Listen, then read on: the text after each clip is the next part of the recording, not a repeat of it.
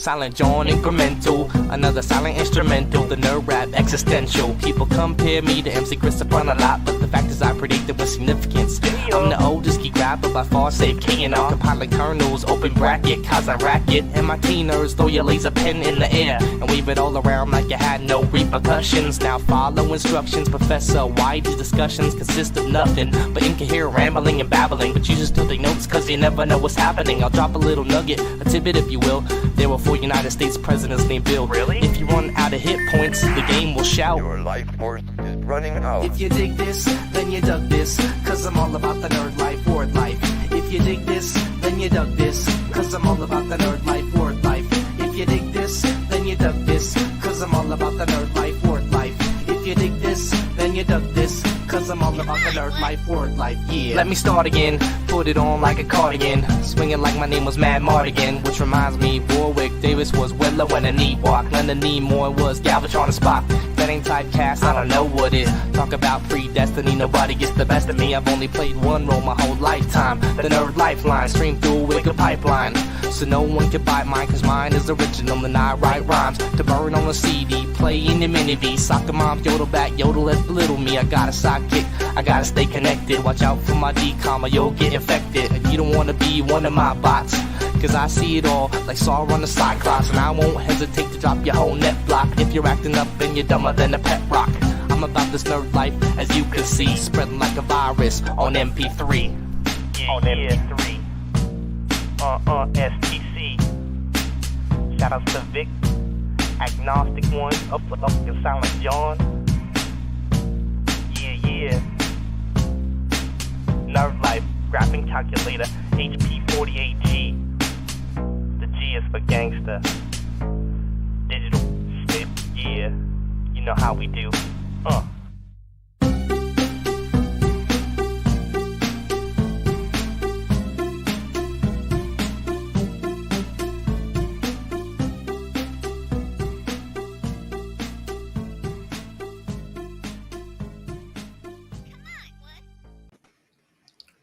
What's up, meatbags? It's the often imitated, never duplicated Tony TGG, back once again with my UK brothers, Finbar Saunders, and of course Bob from Bomini TV. What up, gentlemen? Yo. Evening. So are you guys very excited for the topics we're going to talk about? Because we're going to be talking the Bayonetta 3 boycott situation, G4 TV closing down. Oh, so sad. Of course, we're going to talk about Amaranth and her abusive husband, maybe, possibly. I don't know. We'll find out. And maybe a little Amico talk, because there was a video earlier someone released, had some information that no one else had, because, you know, this one individual, he's always getting that inside track. I don't know how he does it, but he does it. So we're going to have to cover that. But first, how's your day been, Finbar? Yeah, it's been good, Tony. Just sailing on a calm tree of tranquility in this house after finishing at 7 a.m. Sunday morning. So we'll try not to go so long from now on. How's your day been, Bob? I seen you were streaming earlier. Yeah, man, it was fun. I've had a good day. Yeah, I mean, I've already been privy to the news we're talking, and my brain's turned to Swiss cheese. I'm blown away. So we got a nice gentleman here from Bonnie, Scotland. Look at that. Jamie C. One of your friends, Finbar? He is now. That's really Finbar's old lady keeping an eye on him. I didn't think about that. That's possible. What up, everybody? We got a nice, lovely group here in the chat. We got Carl O. Of course, MIDI Music was here. He was here before everybody. He was here before Bob and Finbar. Carl O., myself in comics, Tommy Uyamiko, Johnson Naveen, R25. Some of you guys got weird names. I'm not going to lie. Mr. Beefy. Like I said, Jamie C. Swiss Cheese Brain, Tommy O. All right. So I think we're going to go first with the G4 closing, because that's what everybody knows the least about. So we'll just go ahead and discuss that, like the knuckleheads that we are. What do you guys know about G4? Finbar? Very little. It was a cable TV show. Then it moved to the internet. Now it's closed. That's about all I know. And there's also a very attractive lady fronting it, or was fronting it. Now she's unemployed. Sexy Frost. Sexy. So this is from Deadline. We're going to go over the article real quick. God, I hate all these fucking ads. One of these days, I'm going to use ad blocker. Not today. Not today. Comcast pulls plug on G4 TV, ending comeback try for gamer-focused network. This is by Dade Hayes. Of course, this is from yesterday. We're a little late on the news, but it's all right. It says exclusive. Comcast Spectacor division is pulling the plug on video game-centric network G4 TV, whose early incarnation in the 2000s remained a cultural touchstone for many millennials just a year after its launch. In a memo set to be sent out to all employees, Spectacor, damn, that's a fucking weird-ass name, CEO David Scott explained that the company's investment and efforts to revive the network just didn't gain traction. A few dozen employees and contract workers are affected by the shutdown. Comcast said it will assist them with outplacement and consider some for internal opportunities. So they're going to try to give some people some jobs. That's not bad. Oh, shit. We got Andy Signore in the house. Yo. Evening, What's up, Andy. Andy? No sound. Yeah, no sound. Is Ooh. Vito gone? Did you pitch it in for Vito, Tony?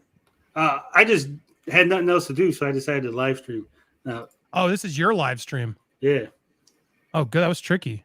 Did you see fucking what Frost said? No, I haven't. Did I miss something? What the Yeah, fuck did she dude. say now? She's blaming G4 for leaving. That's why I came on. I was like, oh my God, what a crazy person. Oh, I gotta look this up. We'll check it out in a minute. Sorry, I'm in a ride. I thought, isn't it Monday? Are you going before Vito? Is he not streaming tonight? He's not streaming. I figured you'd be out with him on his birthday. He's out there partying it up. That's what I was. No, we don't live in the same state, dude. I don't even know where anybody lives. It's Tuesday, right? Well, it's Monday Well, here for us Americans. Sorry, I might interrupt. I didn't mean to interrupt. No, that's all right. We don't. No, we're I don't know, very you're- loose here. We need people Yeah. who know about this thing. Yeah. So, what do you know about this, Andy? Because you know more than us. What are you talking about? G4. I mean, We're- they gave it to like some like young executive's kid or something because he liked gaming, and then clearly he didn't know what the fuck he was doing. Is really what I've discovered is what actually happened. Yeah, we seen that where I seen that Puck's article thing. Yeah. That they're pretty good at knowing the scoop, which I forwarded over to Vito. He did a good report on it. But yeah, from what they wasted money. They didn't know what they were doing. Yeah, And they didn't have a plan. I think Vito said it pretty damn good, but the whole world of gaming and esports is just not as big as everyone wanted it to be. And it all sounded good, right? But why? It's like, how do you compete with people who are making more money doing it in their basement versus, trying to own it? When I did Screen Junkies, it was a very similar thing. It was like hard to own us all. Do you know what I mean? It's like hard to own a YouTuber who can do it themselves. So I think the world of companies trying to control the personalities is just a losing battle. So it's hard for them to try to recreate something that people are all doing themselves better. You know what I mean? yeah. I know they had a huge overhead. Supposedly they hired Olivia Munn, even though she didn't do any actual promotion for the company or appear anywhere. Yeah, I do know apparently who- they I know who offered her she like $1 is. million. I know who she is. Yeah, everybody knows who she is. What did they do? So forgive my ignorance, my American friends. So were they like a games magazine show or what? How does it work? Well, that's how it was originally. It was like they would do segments where they talk about games and they do little funny skits and stuff, edgy 2000s type humor. And then Right, Jamie C, my friend from Scotland there in the chat, is bringing up a good point, right? And Bob will know about this as well. We had Games Master back in the day. yeah, it was Yeah. basically the Years ago. American version of that. And Yeah. bad Cool. influence. Do you remember they brought it back, Bob? Did you see the revival? And that was, I think it was on the internet. I don't know if it was exclusive to the internet. I don't remember it being broadcast on Channel 4 or anything like that. Yeah, I haven't watched it yet. It died on its ass after about 3 episodes because people do it all on YouTube now. Yeah, there's TV can't compete with YouTube. Yeah, big media can't really get into this scene. I don't see how it would work because They're too slow. They're always behind. Everything that is right up the front is all on YouTube. yeah, and even like the way YouTube is, people want something a bit more organic and homebrew. They don't like when it's way too overproduced, people start losing interest. Yeah, Joshua Perez got a good comment. He said G4 was ahead of its time 20 years ago, but ironically, it came back too late to this day and age. Yeah. Like I said, they had too much overhead. Then they hired a bunch of personalities that had audiences, but somehow they neutered them and were like, hey, you know, all that shit that made you popular and famous, don't do any of that shit. Do some of this other stuff that we're going to have you do that's corporate mandated. So, but this is the Frost tweet that Andy was talking about. She just did a thread. Yeah. She says, my sexism and gaming segment was approved by all executive showrunners in X-Play. When I was originally hired and cast, G4 made the internal statement that diversity and inclusion was what it was built on to fix the past. I was fully supported initially until doxing / threats. I heard different. I heard that they basically had no idea that she was going to do it, and that they even added in post, what's his name, clapping, fucking Cecily. Did they really? That'd be amazing. That was the claim, because someone had reached out to Vito and he was talking about it. He was like, yeah, that she wasn't approved to do this, that like she pulled it out at the last minute and no one knew what the fuck was going on. So that they added Cecily, that because he's not even in the studio half the time, I guess. So they just added his clapping in like post. Jesus Christ. Is this the statement, the one where she said women in gaming shows aren't there to look attractive to you or something like that? Yeah. Right. She said that all the men were upset because she's not as bangable as Olivia Munn, which I think is a lie. I think she's plenty bangable. I love this. Then I asked for support multiple times and was ignored and directly lied to about support coming. No guidelines, no plans, no help. Then management changed and it became openly hostile. What a baby. And now this is the last thing I'll ever say about G4. People who I worked with were lovely, gave them everything, producer, writer, host, and more. Would do it again. Love y'all. Yeah, like you just complained about, you just called it all out.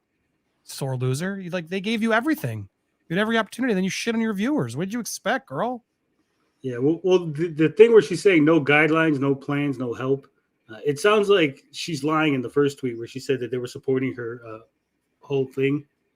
Because if there was no guidelines, no plans, no help, it does sound like the original report where she just kind of went rogue and it just kind of like turtled up around her and like, oh, yeah, that's what we wanted to do, guys. Don't worry about it. To be fair to Frost, I don't think she is responsible for G4 failing. I think that the network was already failing. No one really knew it was around. No one was paying attention to it. The numbers were real shitty. If anything, her rant actually got people to start talking about G4. They weren't able to capitalize on it. And sadly, now the fucking network is closing a year after it relaunched. I agree. It wasn't really her fault, but she still sucks. She definitely probably expedited it, whatever the fuck that word is. Let's see. It says the current iteration of G4 is smaller and less focused on traditional linear TV than was its predecessor. It has announced a programming slate including a revived version of the original G4 mainstays Attack of the Show and X-Play, plus comedy boosted Japanese competition series Ninja Warriors, esports competition, and Dungeons and Dragons limited series. From my understanding, they were basically trying to trick the audience into coming back to G4, and then they were going to switch to like a esports network and do like all kind of esports coverage, which usually doesn't even get good ratings on the YouTubes. It says, along with putting content on YouTube and social media, G4 has a multi-year agreement with Twitch and pay TV distribution deals with Verizon, Fios, Cox, Xfinity TV, and Philo. See, I didn't even know this. No one was talking about this shit. No one was saying anything about watching it on TV or fucking watching it on Twitch.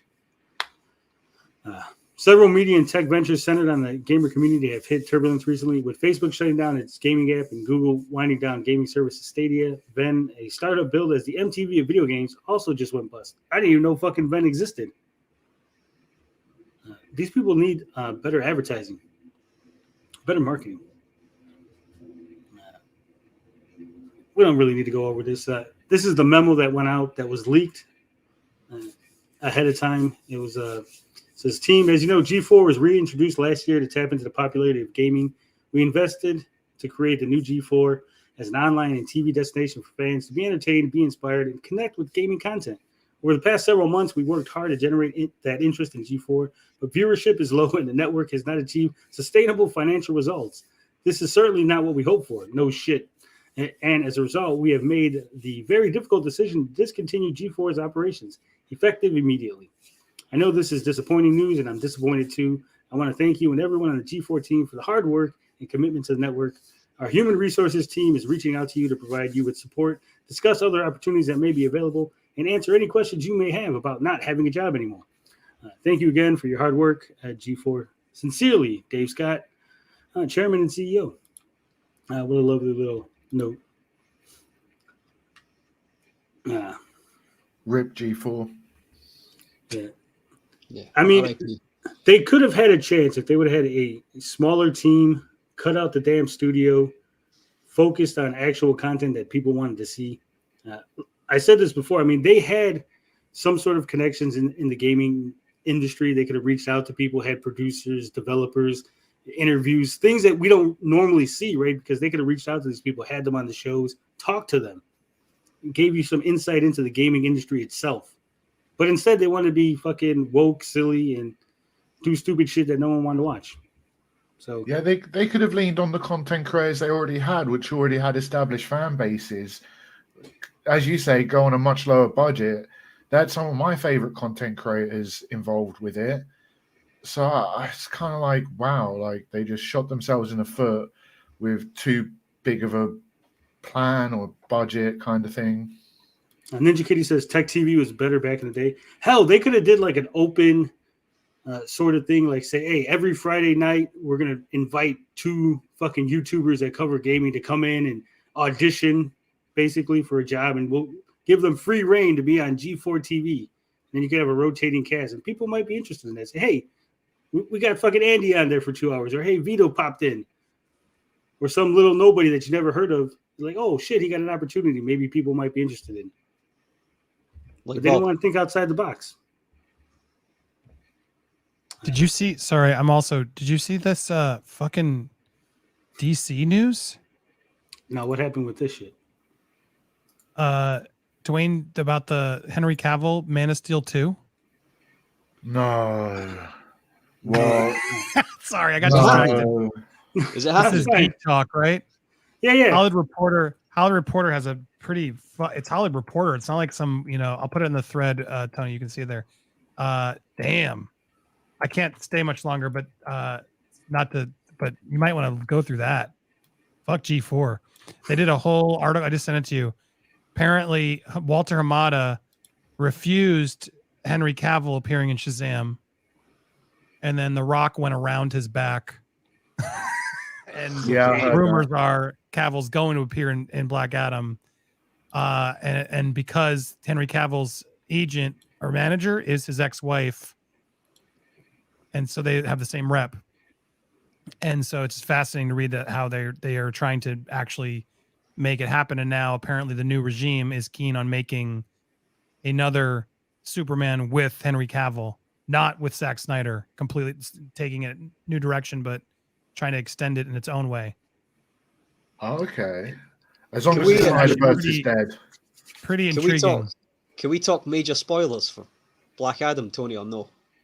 I mean, you should warn everybody. I was trying to. Right. I mean, they pretty much everybody who knows. Yeah.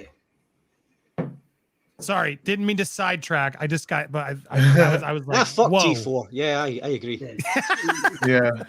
We were pretty much done with it anyway. I mean, we're not like Vito. We don't do things structured. Like we'll fucking go off on tangents and start talking about weird shit all the time. So don't even worry But about yeah, it. I've sent you the link if you want to open it and read it with your audience. It's pretty, and then they go into the whole Matt Reeves's plans. Apparently, they're going to make a Clayface movie, Oh my a What? god! Scarecrow movie, Professor should- Pig. What? They What? shouldn't let He's going to Matt make Reeves movies direct. based on the Rogues Gallery. No. Clayface, yeah, he's kind of a character that people like. Professor Pig. What? Walter Hamada's clearly on the outs. Damn, he's got to be pissed. I won't be hyped until they announce Batmite. Batmite would be pretty epic. All right, this is from the Hollywood Reporter via Mr. Andy Signore. Everybody's always telling me bad things about you, Andy. And I'm like, no, that guy, Andy Signore, is a good guy. Oh, everybody hates me. I'm friends I with don't one of care your anymore. biggest fans, Who's that? Saggy. Any friend of Vito is a friend of mine, unless it's Matt Jarbo. Fuck that guy. Shit. I got a love-hate relationship with Jarbo. I love to Yeah, hate no, him. mine's all hate. He's a scumbag. All right, Shit, so I'm this- gonna have to make notes of which YouTuber hates which YouTuber. He's the only one. For me. It's like the only one I really don't like. I'm going to tell Mad Max. I'm going to be like, Mad Max, we had Andy here without the mask, without the Red Skull mask. Oh yeah, is he still streaming? Oh god, I haven't thought of that guy in a long time. Jesus. Yeah, you're part of his intro. Still? Oh god, poor Yeah. guy. Andy, Andy, is That's this pretty pathetic. Andy, He is hasn't this moved you? on. He's still playing me. Is this you here, Andy? Popcorn Planet. Yeah, What? Is that's that in you? Popcorn Planet. Oh yeah, I'm Popcorn Planet. Yeah. I'll drop you a sub. Oh, thanks. Not I that appreciate you're it, gonna notice mate. it with the 666k subs you already have. That's a bit It's a- fucking. It's a good number, right? That's a bit 666. fucking. Yeah, I was gonna say keep that.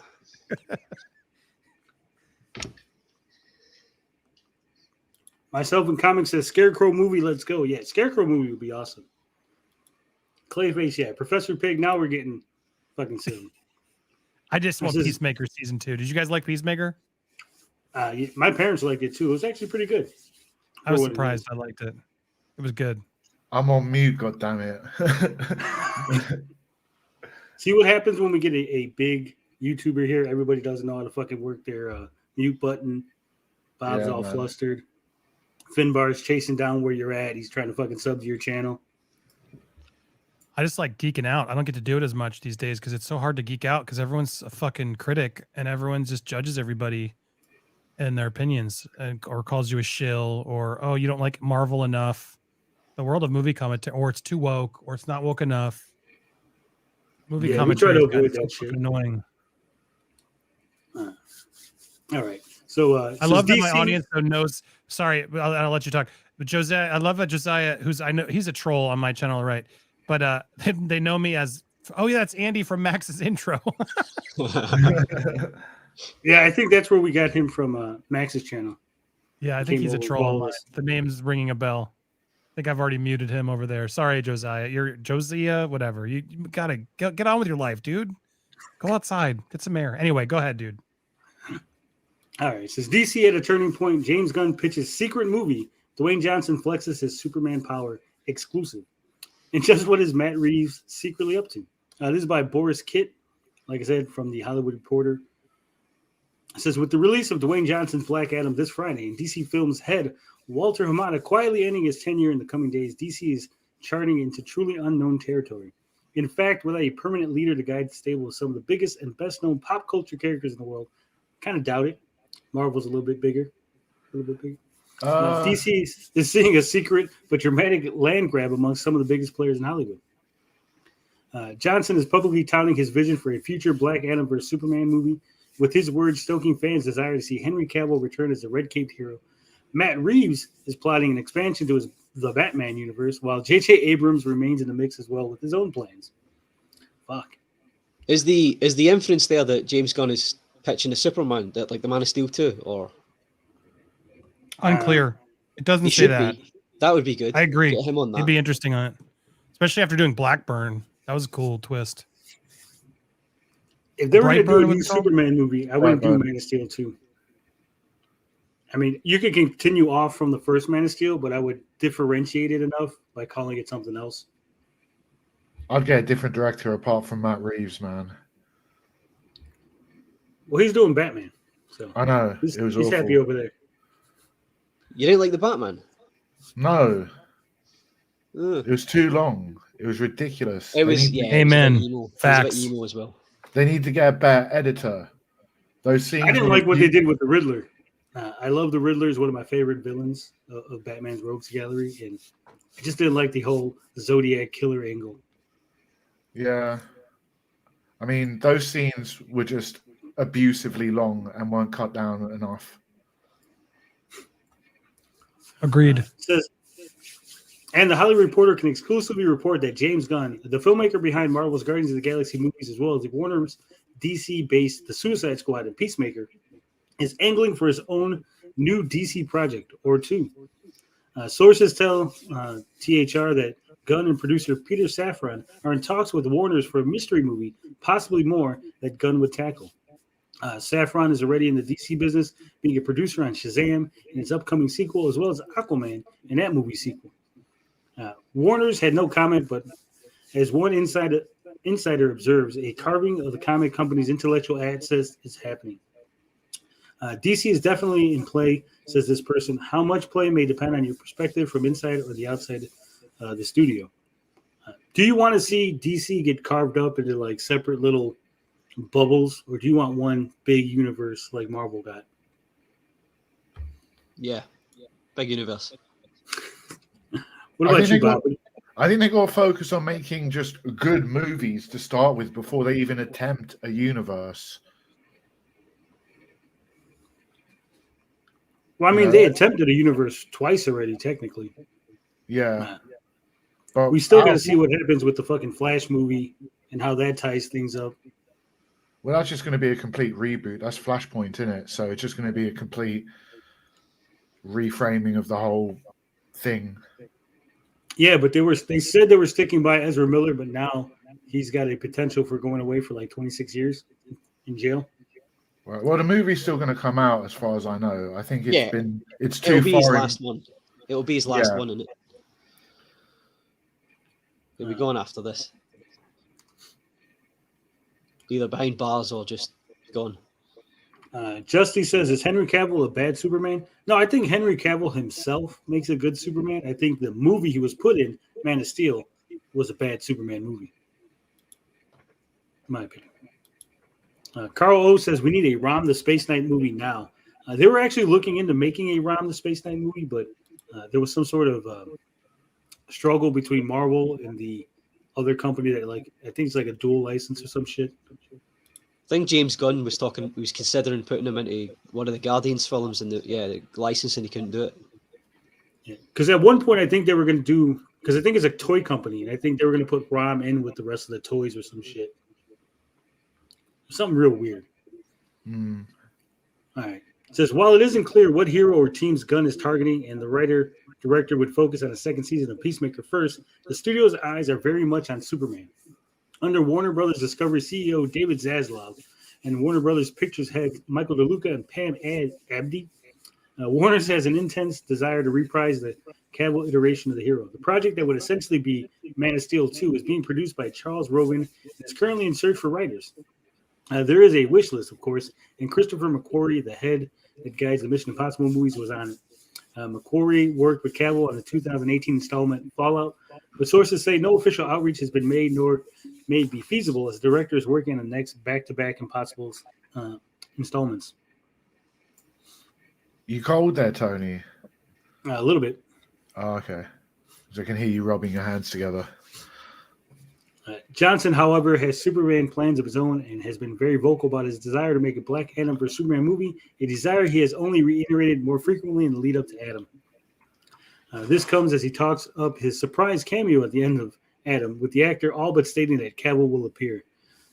The way The Rock has been talking and the way his ex-wife, Danny, has been on social media, if Cavill's not in the movie, they'll be right.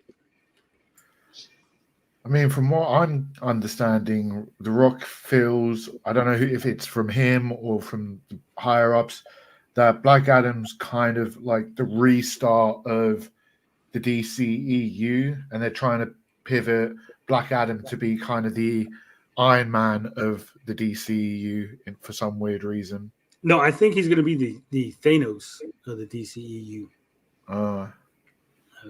Because in this movie, he starts off sort of a villain, from my understanding, and kind of becomes like an anti-hero. But there's always the, what if Black Adam goes bad? And we know that he does go bad because he decides that he'll just take over Kandar and become its undisputed king and ruler, and basically like Dr. Doom in Latveria, which is like his way of the highway. Jamie C says, I enjoyed Henry, but he's no Christopher Reeves. This is true. Johnson, however, has whatever the case, Johnson is definitely at the center of Cavill's return to DC, which was not without some drama of its own. Johnson's manager is Danny Garcia, his former wife, who is also his producing partner at $7 Entertainment. Garcia also happens to represent Cavill. Superman, as well as Cavill, were not in the initial plans for Black Adam. The idea was hatched during a round of reshoots for the movie earlier this year, but the cameo was nixed by Hamada, the executive for the last 4 years had tried hard to move DC beyond the era where one filmmaker, in this case Zack Snyder, had an inordinate amount of influence and could command an entire slate for years. Hamada had his own Superman plans, one of them involving introducing a black Superman with a multi-decade spanning story by writer Ta-Nehisi Coates. Ta-Nehisi Coates sucks as a writer. I don't like his shit. It's way too fucking political. After Hamada said no, Johnson went around the executive, turning to DeLuca and Abdi, who gave it the thumbs up. A furious round of negotiating occurred before Labor Day, a deadline insisted by Warner's, with the scene shot in mid-September. Man, that's fucking recent. Meanwhile, in Gotham City, filmmaker Reeves is quietly making his own expansion plans. Reeves is developing a sequel to his The Batman, which grossed a respectable $770.8 million worldwide when it was released in March. Already a series spinoff focusing on Colin Farrell's Penguin. He was good in the movie. He was fucking barely recognizable. Hey, sorry, Tony. I have to bounce, but keep reading. It's very fascinating. Gets better, and good to meet you all. Sorry, I got to dip out, but thanks for having me, man. Yeah, no problem. Andy. Coming in. Later, guys. Enjoy. Have a good stream. You too. Andy Signore, everybody. My new best friend. I'm going to tell Saggy just to wind her up.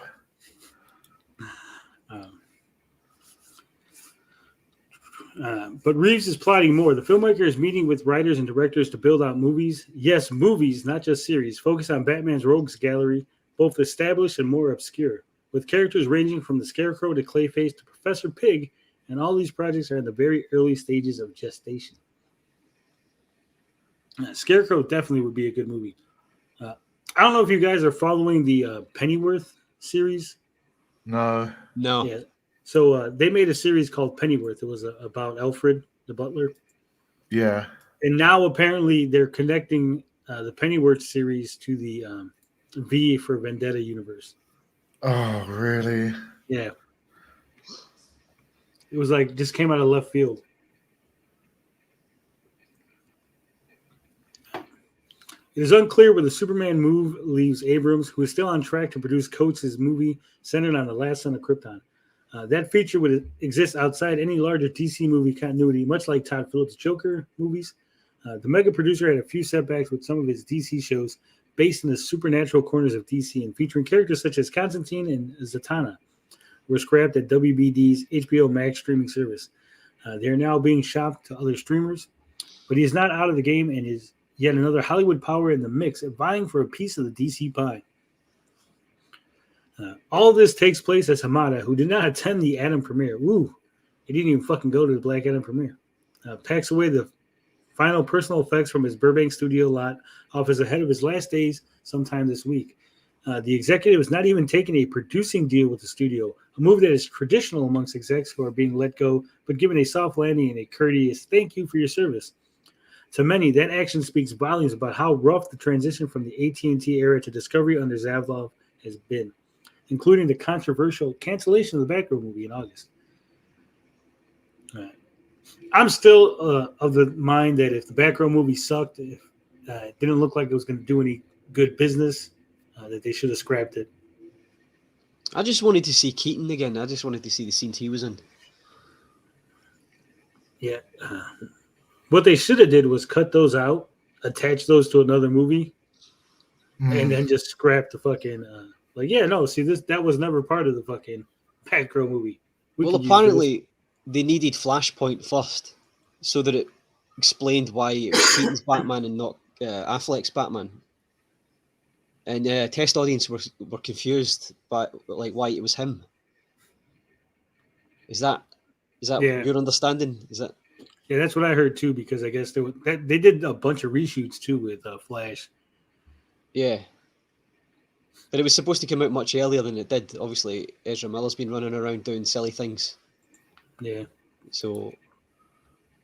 Jamie C says All-Star Superman would be an interesting trilogy, but no way they would get the Grant Morrison this. Grant Morrison would do a good Batmite film, Bob. He'd write a good Batmite film. Yeah. Justy View says that guy's rude as fuck. Nah, that's just Andy. Joshua Perez says DC does better standalone movies like the Batman and Joaquin Phoenix is the Joker. Yeah, but here's the thing.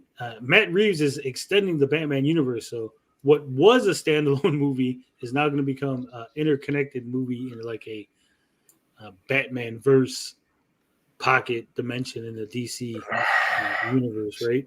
So we're going to have the Reeves verse, the DCEU, and possibly even the Snyderverse. We could have 3 verses going on at once. Plus, Joker's getting a sequel, so they might do a spinoff of Harley Quinn, potentially. And Pennyworth / V for Vendetta hybrid that they've got going on. And isn't Lady Gaga coming in as Harley Quinn? Harley Quinn, yeah. Yeah. And then you got to remember the Black Adam stuff is going to connect to Shazam and the Shazam sequel. And you still got the Flash shit, whether or not that connects to Snyder or the other Justice League, the Joss Whedon stuff. They just need to like scrap everything. You're like, look, we're starting from scratch, guys. Cut us some slack. Instead of trying to build an entire universe, they should just make interesting movies and interesting stories. I'm even getting a bit frustrated with the MCU here because it's all plotted out, allegedly, all planned out. Like, why don't we just pick their favorite stories and make a great movie about it? The Smallville verse. And they still got the CW shows. They were their own universe too. Yeah. Justy says Bianca over Upset Andy. I mean, if Bianca wants to pop in, I think she wants Yeah, to bring her in. Bring her in. I'll send Bianca a DM.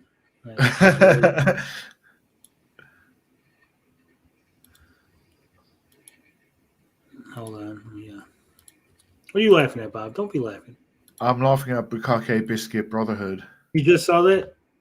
Yeah, it just come up on the chat. Yeah. He been there for a while. Oh, has he? Yeah. Oh. He says it should be quality over quantity. Exactly. They should make the best movies they possibly can with the characters they have. Adam says, great movies don't sell, Bob. They have to be part of a trend. This is sort of true. Yeah, but it'd be so cool to see, I don't know, like, I've got to stop saying like, it'd be so cool just to see some of like the off-key random stories from DC or Marvel put into movie form, like Age of Apocalypse. They made not Age of Apocalypse. They made, the hell was it? Oh, they did do Age of Apocalypse, but they didn't do the Age of Apocalypse from the comic books. Well, they haven't done anything from the comic books in movie form, really. They've bastardized everything. Well, they really can't. I mean, I've had this argument. They can't, yeah. My old man is like, they need to do it like in the comics. It's got to be like this. I'm like, they can't, right? You can't take 100, 200 issues of, say, Spider-Man, right?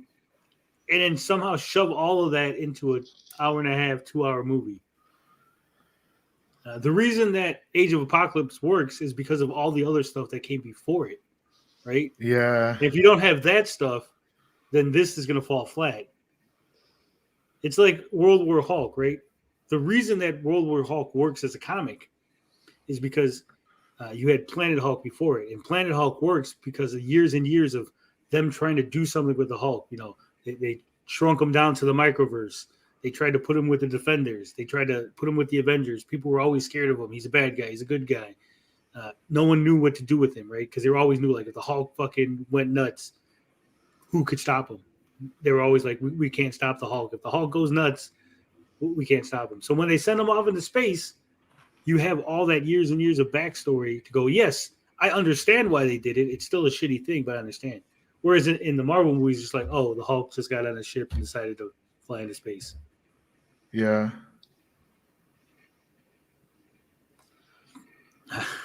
56K, what he says, Hulk peaked by getting turned out by Thanos. True. Yeah. And it's the same thing like with Spider-Man. In the original trilogy, he gives up the suit, right? What was it, the second movie or the third movie? Yeah, second one. Second one. Right, so he's been one movie. He fought one villain, and he's like, fuck it, I don't want to be Spider-Man anymore. Whereas in the comic, he's fought fucking like hundreds of villains, did all these adventures, had all this shit happen to him. Aunt May constantly getting sick, constantly having to juggle school and work and Spider-Man and girlfriend and all this other shit. So there was years and years of this built-up idea that, hey, this isn't worth it versus, oh, he got into one fight in one movie. Was issue 50? Yeah, they did it. They did that storyline in issue 50, right? That was the throws his suit in the bin and walks away. Yeah. So they had 50 issues, 49 issues before that. Yeah, it's the same reason why I think Man of Steel didn't work, right? Him killing Zod should have been something that it was emphasized, 2 or 3 movies that he doesn't kill a villain. He doesn't kill a villain, right? He's always trying to figure out a way to not have to kill a villain, like to go around doing this. And then when you get to Zod and he has no choice, then you're like, oh, damn, he's got no choice. He's got to do it, right? And you're kind of like, you understand it. You don't want him to do it, but you're like, fuck, he had to do it. Whereas in Man of Steel, you're just like, what? He fucking killed Zod? Did he even try anything else? Like, did he even think of a different idea? Shouldn't have been Zod anyway. Again, it should have been Brainiac or something else. Yeah. I don't know. I always liked the ending of Man of Steel. I took it in a kind of a funny way. I always thought it was Superman deciding that, well, obviously it is Superman deciding that he's human and not Kryptonian, and he had no choice but to kill Zod because he was going to destroy the world. So you liked Man of Steel, Bob? Yeah, I thought it was all right. It has its problems. I enjoyed it. I thought the ending got way more hate than it should have. Yeah, its problem was the third act. The third act was crazy. Yeah. Justy Views says, Superman will never work if the writers and director that Superman is the costume. Dumbass Kill Bill destroyed the ideology of Superman. I've never watched Kill Bill, so he's not rooting for me. Joshua Perez says, Brainiac needs to be the big bad of the DC Cinematic Universe. Yeah, that would be pretty interesting, like they did in the Injustice 2 video game. But again, at least Marvel sort of built up Thanos over several movies, and you kind of got hints of him, and you're like, oh, he's somebody important, and they kept mentioning him. You gotta do something like that, because you can't just throw someone out there and be like, hey, this is the craziest guy in the universe. Everyone's scared of him. Trust us. Yeah, having Darkseid by like the 4th film. When did Justice League, was that number 4 of the DCEU? Because you got Man of Steel, Batman vs Superman, Superman, Wonder Woman, and then Justice League. Yeah, so he came in. Well, I mean, it was the director Scott showed up. He didn't really show up in the theatrical cut, did he? No, they had Steppenwolf. Was Aquaman first or was Aquaman second? I think Aquaman came after because. Yeah, and Suicide Squad came before Wonder Woman. Ah, right, yeah, so it was the 5th one then. We lose Andy Signore and we gain a blinded Braille. I'm not sure if that's an even trade, but what's going on? Yeah. Oh, man, I saw he was on here. I think I confused him. That was random. I dropped a link in the Vito DM, right? Because I knew Vito was celebrating his birthday today. So I was like, oh, if anybody's bored or whatever, I'm going to do a stream. And I guess Andy wasn't paying attention. He just saw the link and was like, oh, clicked it. And he's like, Oh, okay then. He's like, what the fuck's going on? Where am I? I'm like, well, Interesting. But he gave us this nice article to talk about DC. Yeah, I have no clue what's going on with DC. I don't even care. DC's like all over the place. Well, it sounds like a bunch of people are vying for different parts of the DC IPs, and they're kind of all of this won't matter in like 2-3 years from now anyway. It's all going public domain, is it? No, he's convinced they're going to sell it to some other. They're going to sell it to some. Yeah, because there was pretty much like once all this stuff with Batgirl happened, like they're just going to sell it off now because David Zaslav doesn't care about this shit anymore. I don't know. He did care. If Black Adam hits, if Black Adam makes $1 billion, I think they'll change Which it's not. It's not going to. It'll probably do decent, but it won't make $1 billion, though. Who do you think? It would have only made $1 billion if Black Panther didn't come out 2 weeks later. Everybody go see Black Adam at least 3 times to prove to Blinded Braille that we can make it make $1 billion. Why do you care? You're not even a DC fan. I don't really care. I just wanted to prove you wrong. I hope Disney buys DC. Tony hates samurais. No. I've never seen Kill Bill and never played Ghost of Tsushima. I played Samurai Warriors and like Warriors Orochi. You should play Ghost of Tsushima, though. I should. I don't That's know. a great game. It's okay. It's beautiful. No, Bob. It's amazing. Bob, you like Zelda 2. Bob, you like Zelda 2. Anytime you disagree, you like Zelda 2 and you like Scorn. Ooh. Ghost of Tsushima is a fantastic game. I've seen you. I don't know if it'd be Tony's sort of game. Well, you should still play it. I could give it a go. It's pretty much a walking sim with samurais. I'll put it on my. No, it's not. What the hell? That's a terrible take. You know what's like a walking sim with samurais? Way of the Samurai. That game is horrible. Bob also loves Aliens, 10 out of 10. Bruh. Alien. He agrees with Gary. No, the movie. Oh, the movie. Maybe the first one, not Aliens. Yeah. And Wilson says, hey, I like Aliens and I like Zelda 2. Well, yeah, there's something wrong with you. Sorry if you like Zelda 2. I don't think it's bad. I played it as a kid. It's just different, isn't it? No. Yeah. No. Same thing with Super Mario Bros. 2. It seems like Nintendo, back then when they did a sequel, it was weird as fuck. Well, Super Mario Except 2, for Metroid.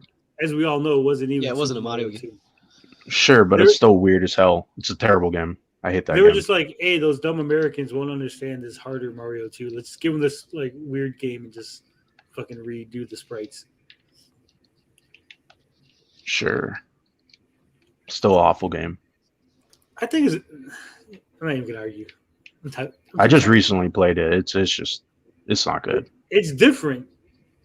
Nah, it's just not good. Like it's different, great. The scoring is different too. Doesn't mean it's good. You're in a cranky mood. Are you upset Yes. you missed Andy? Yeah, I missed Andy. No, I wanted to come on here and act like this. Blindy is just trolling us.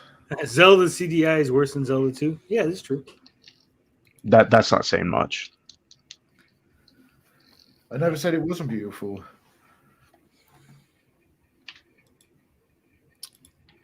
The new Plague Tale comes out tomorrow. Should be great. I heard the original hopefully. was garbage. Yeah, there's some problems with it, but I heard this one is an improvement.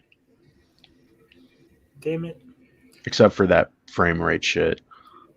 Oh my god. I'm so 2 confused. fucking games. All right, I gotta rein this in and bring us back on track. It says, and it takes place in the shadow of the utter failure of the search for a new leader. After months of searching, Zaslav came close to hiring executive turned producer Dan Lin for the role of DC chief, but talks fell through. Part of Zavslav's intent for Lin was to act as the overseer of all things DC, both films and series, and he would have acted partly as a traffic cop amongst the IP. For now, DeLuca, who's known for his fanboy roots and displays a deep knowledge of his stoic comic lore. We'll put DeLuca in charge. What the fuck? Remains firmly in charge of DC. He greenlit Joker 2. Okay, never mind. Take him out.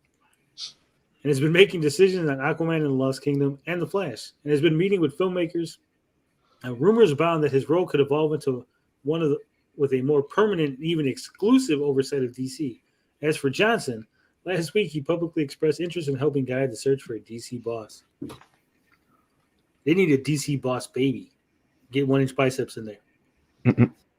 The best position that I could be for DC is one as an advisor where I can help. I love DC. It's in my blood, Johnson told Variety on the Adam Red carpet. And in the spirit of growing up in the DC universe, I'm here to help in any way I can, including looking for and finding that right leader or leaders. Could you imagine growing up and like you're Johnson and you grow up and you want to be fucking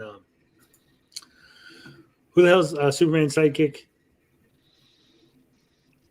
Superman. Jimmy Olsen. Psychic. Jimmy Olsen. Yeah, that's what he sounds like. He's like, I don't want to be Superman. I want to be Jimmy Olsen of the DC. I want to be the guy helping you from the sidelines, not the guy in charge. What? He says the best position I could be for DC is one as an advisor. People are like, hey, you should be in charge, Dwayne Johnson. He's like, nah, I just want to be an advisor. He shouldn't even be an advisor. What the hell? He'll put it himself in front of every single movie, even if it wasn't Black Adam. No, he just advised for himself to be in every movie. Yes. Yeah, that's pretty much it. Do you think he's that much of an asshole, Blinded? I don't know. I don't think he's an asshole, but I do think he is very egocentric. Where it's just like, I don't know about that. How don't you know about that? Watch his movies. Yeah, I no, get, they don't right, need okay. a DC boss. They just need their own DC studio. But I think he has a lot of reverence and love for that character for Black I don't Adam, think right? so. He was supposed to be You don't? Lobo. No, I don't believe whatsoever he cares about Black Adam. I think Black Adam is just like a gateway for him to be with the other characters. I thought he Because always like Black Adam, he from what I heard, he's changed the character, not dramatically, but he's changed it significant enough where I would say it's because of his ego. Did he put the championship belt around The Rock's waist? Is that what you're worried about? He's going to wear the DC Oh, man. belt in? Well, Title no, belt. The Rock can't act. Dwayne Johnson can't act. He can only do one. I don't even think it matters if he can act or not. He changed the character to be more like, as much as him? people say, oh, he's an anti-hero. He's not really an anti-hero. Like like it's like saying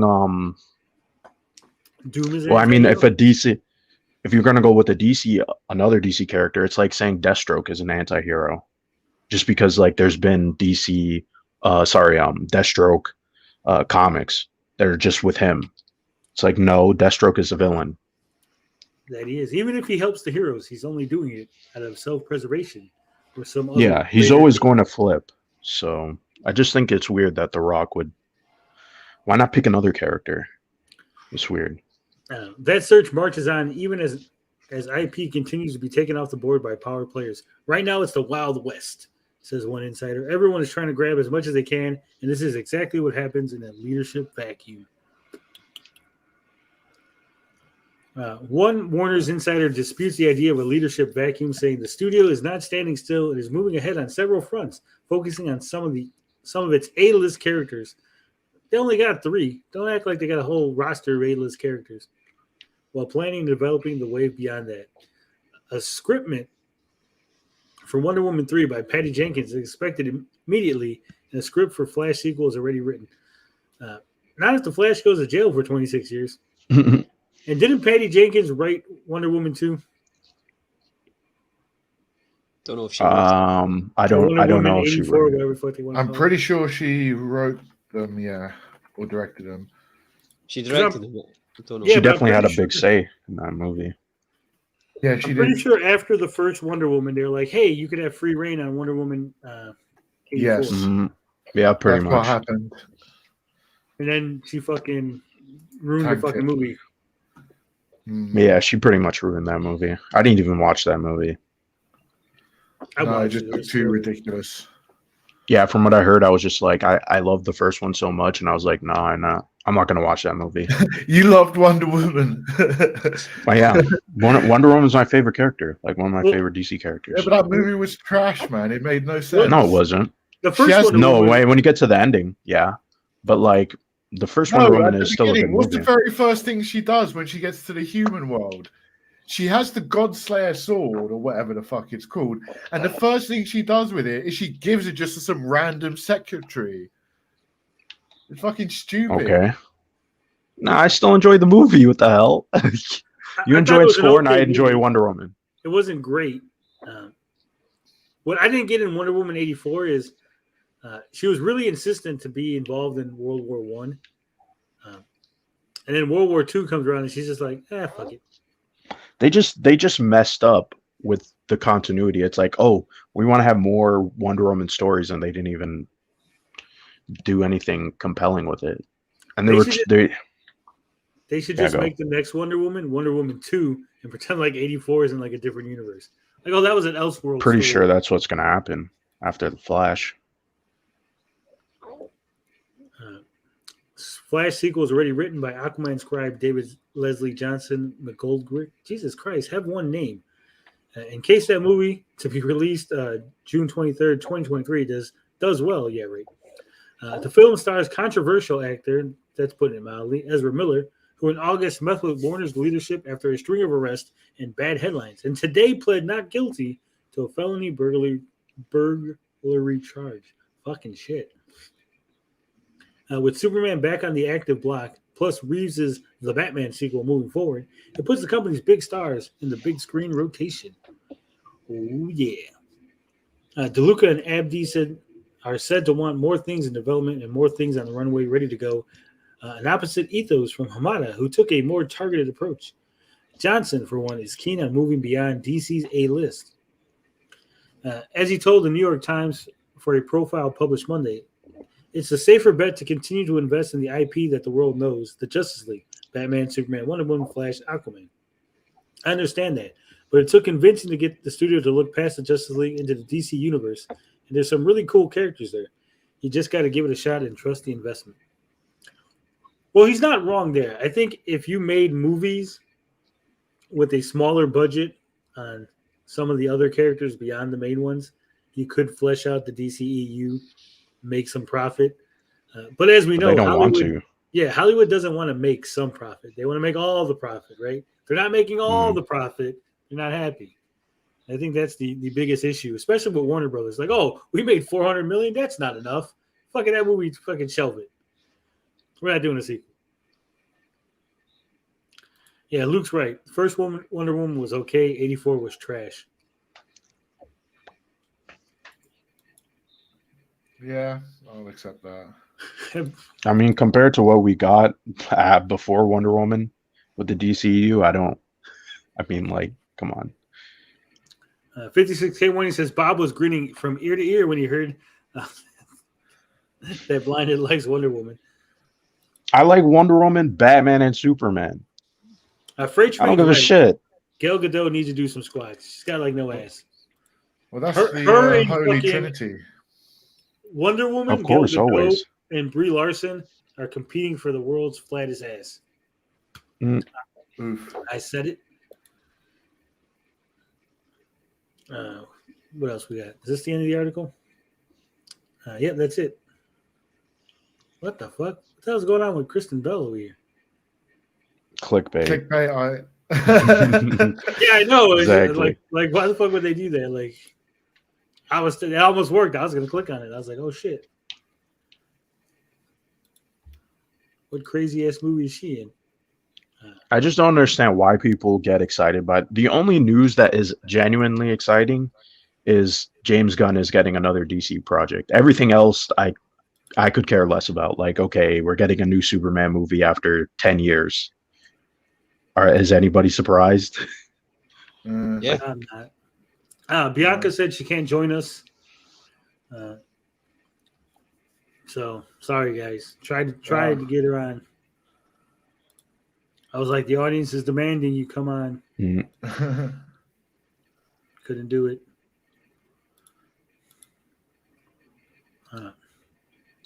So What should we discuss next? We got a little sidetrack. Andy took us on a little side mission there. I think we should talk about Bayonetta. Yeah, there's like some updates, some crazy stuff. Yeah. Well, there's a lot of crazy stuff, but where to fucking start? So, what did you guys discuss? Because I heard you guys discuss Bayonetta or something when I was gone. No, we pretty much left it off after you left on Saturday. Like we just like wrapped it up after you left. All right. Yeah. Well, the TLDR is that voice actress Helena Taylor. She basically came out and made a thread on the Twitters saying, "Hey, they only wanted to give me $4,000 to voice Bayonetta in the new game. I was insulted by this offer. I turned it down. I'm breaking my NDA, letting you guys know this. And hey, by the way, boycott the shit out of Bayonetta 3 because fuck Platinum Games." That's the basics. She didn't say it like that. She probably had like a cute English accent and was all like nice about it. But that's basically what she said. Myself and several other people kind of felt like $4,000 is a lot of money, right? Yeah. From what we know now, yes. Oh, this is about to get wild. What do we know now? Lots. She get offered A lot. 15K, We know a lot. Yeah. I don't know. You brought it to our attention, Tony. I think you should take the glory on this one. Which link are we talking about here? Well, I think. Let me look at the shit. I think you should first discuss. Do it in order that you posted it, man. Just do it in order. Start with Jen. Well, first I'm going to start with Kamiya, Hideki Kamiya. I gotta love Hideki. This is what he had posted on the 15th. Sad and deplorable about the attitude of untruth. That's what all I can tell now. By the way, beware of my rules. Hideki, he's got a little attitude. He says, hey, you tweet him in English, you tag him. You're going to get it blocked. Unnecessary bullshit. You ask the same question, he's going to block. He's got a bunch of rules. Now, I have a screenshot, and I don't know if he deleted this tweet because I've seen some people throwing this number around, right? And I wasn't sure, like, if this is a real tweet or a fake tweet and someone screenshotted it, but we're going to show it anyway. We'll leave it up to you guys to decide if you think this is real or not.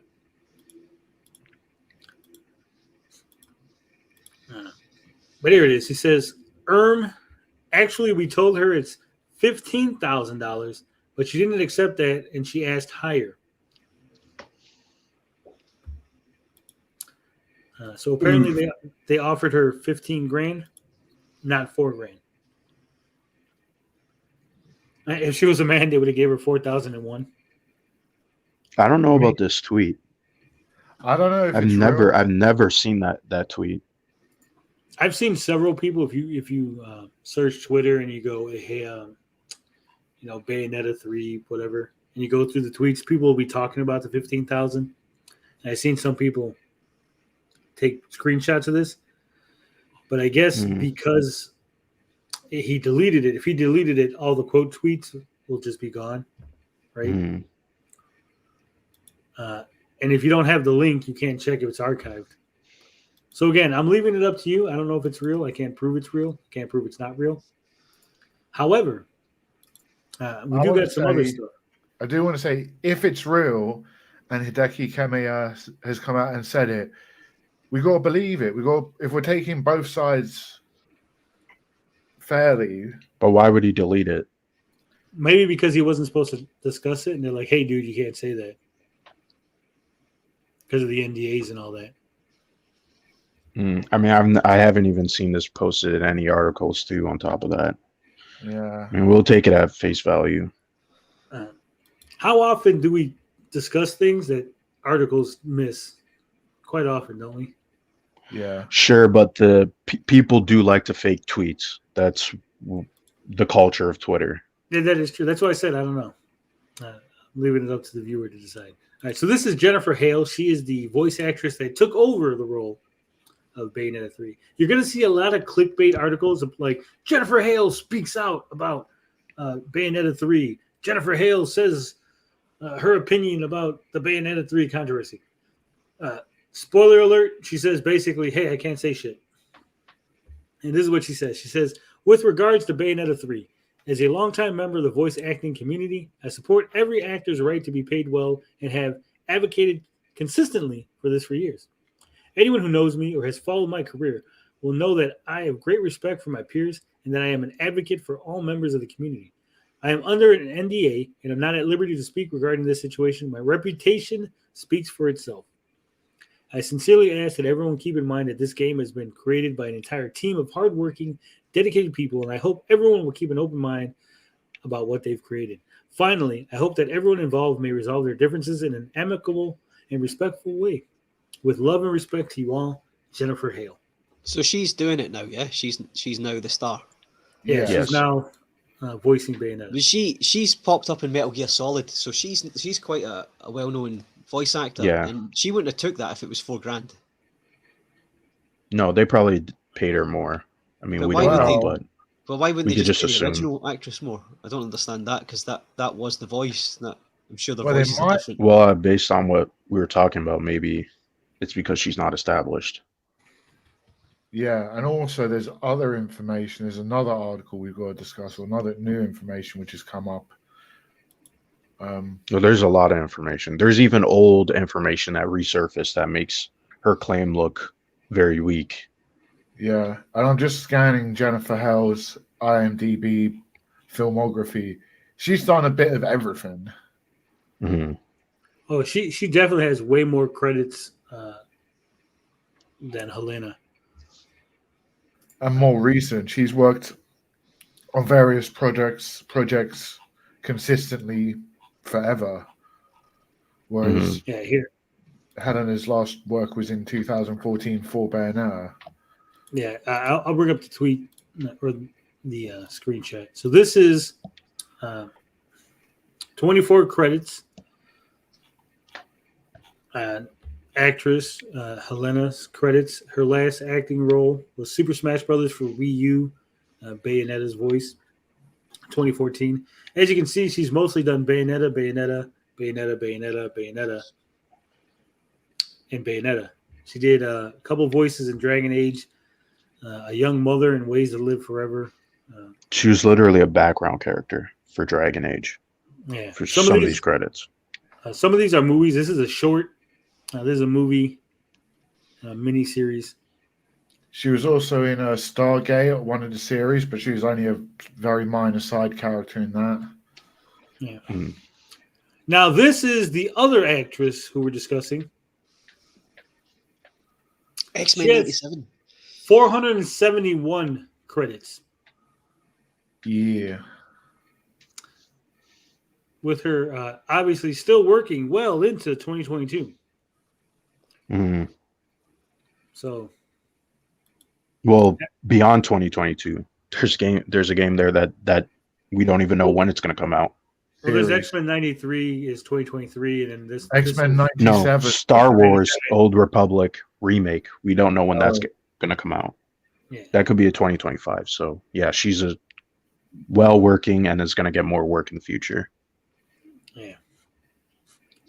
So 471 credits versus 24. And remember, most of that 24 is Bayonetta. Is there a reason why Helena is not getting a lot of work? Is she difficult to work with? Is she asking for too much money? Does she?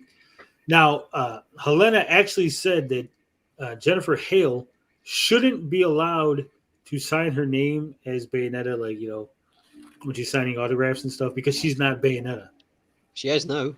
Yeah, I know she is now. So it's stupid. So it does sound to me, in my opinion, she thought because this company made a bunch of money off of the games that she could demand a ludicrous amount of money and that they would just give it to her, right? She was just entitled to this large sum of cash. Yeah, but you didn't even bring up another point of why this makes it look even worse, because I was saying, well, maybe they're only paying her for 4,000 for like a whole month. She's only actually recording for like just a couple of days. Well, we were going to get into that because we have another tweet here. This is from Steven Totillo, formerly of Kotaku. He is currently covering video games for Axios, co-author of Axios Gaming Newsletter. He's former Kotaku editor-in-chief. Spoiler alert, I did talk to him several times in DMs about some other stuff a long time ago. But he says, some notes, recording for Bayonetta has required 3 to 4 sessions per game, sources tell him. SAG, AFTR, union minimum is 1K a session, no residuals.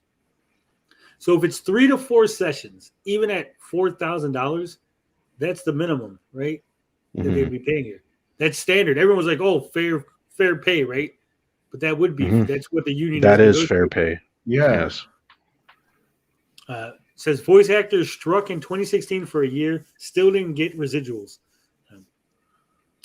Current union deal expires in 21 days. So she's not even going to make it. The game will be released Next week. Yeah. This is a big misleading story that lessons will be learned. Yeah, and fuck around and find out. That's what lessons going to be learned by Helena. Yep. Yeah. I mean, after that, she's probably never going to get work in the industry again, surely. Most likely, yes. That tweet of 15,000 could have been the reason why he actually had his account taken down or was told to take it down, and now it's back up. It's possible. Yeah, that makes sense. Yeah. Wasn't he calling he people broke a insects NDA. Wasn't he insulting Yeah, people? he's just he does that. He's gonna do that regardless. He's still an 56K asshole. warning says reset era locked the thread. It's real. What's real? The tweet. The tweet, yeah. I think that's what he's referring to. Freight train. I gave it to him so we could look at it. He hasn't got to it yet because he's like me. He puts things off. But I will pressure him to reading it and giving me his opinion.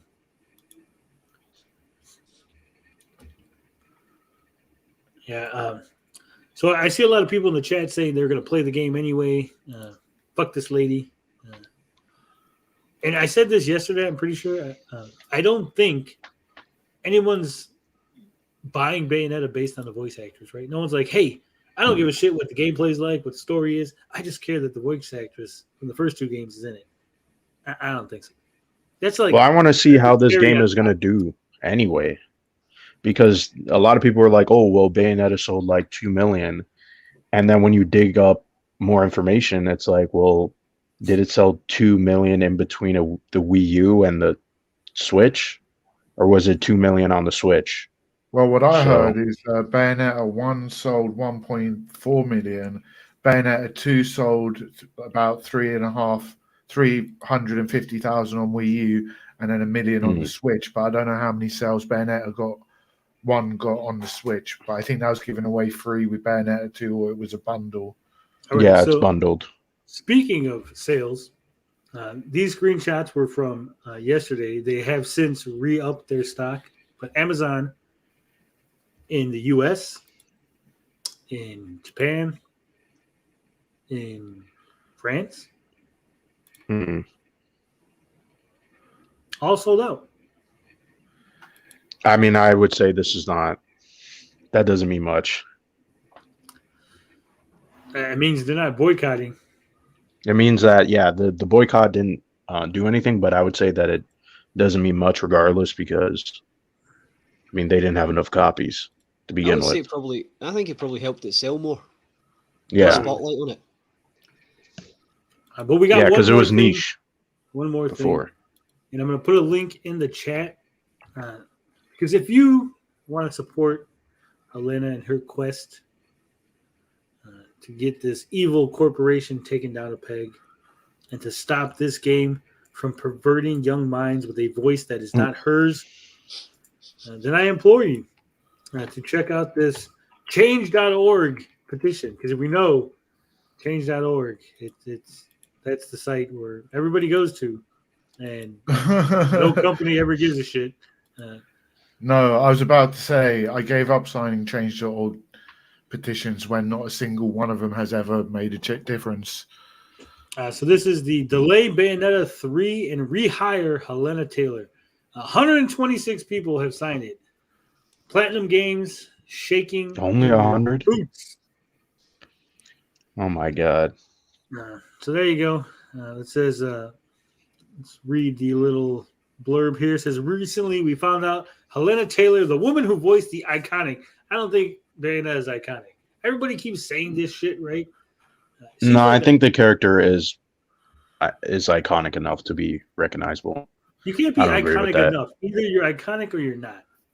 No, I think everybody in the gaming industry or the gaming community knows who Bayonetta is. Yeah, Or but just that's not iconic. She's yeah, well of course known. it does. No. Because What Mario is known outside of gaming. That's why he's iconic. Sonic is known outside of gaming. Right? Cloud. Oh, no one knows who the okay, fuck Cloud is. sure. Every gaming will tell you who Cloud is, right? But outside of gaming, no one knows who the fuck he is. To be iconic, you got to transcend. I feel like that's semantics, but okay. Ninja Kitty says Bayonetta's visuals is iconic. Nobody cares about her voice. Oof. It's like Fortnite. Fortnite is more well known than fucking Bayonetta. Sure. People outside of the gaming community know Fortnite, and I bet you if you showed a picture of Bayonetta to people on the street, But like Fortnite is an entire game though. We're talking about like a single character. well, Fortnite so, is like- a character, just Fortnite.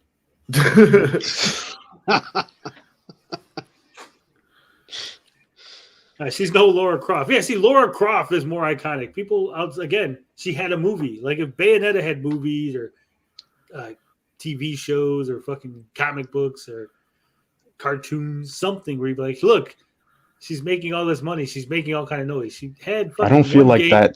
She had a it's game that iconic. barely did anything, and then a second game that barely got made because Nintendo's like, sure, why not? We'll fucking finance it. Whatever you want, Hideki. Fucking patted him on the head.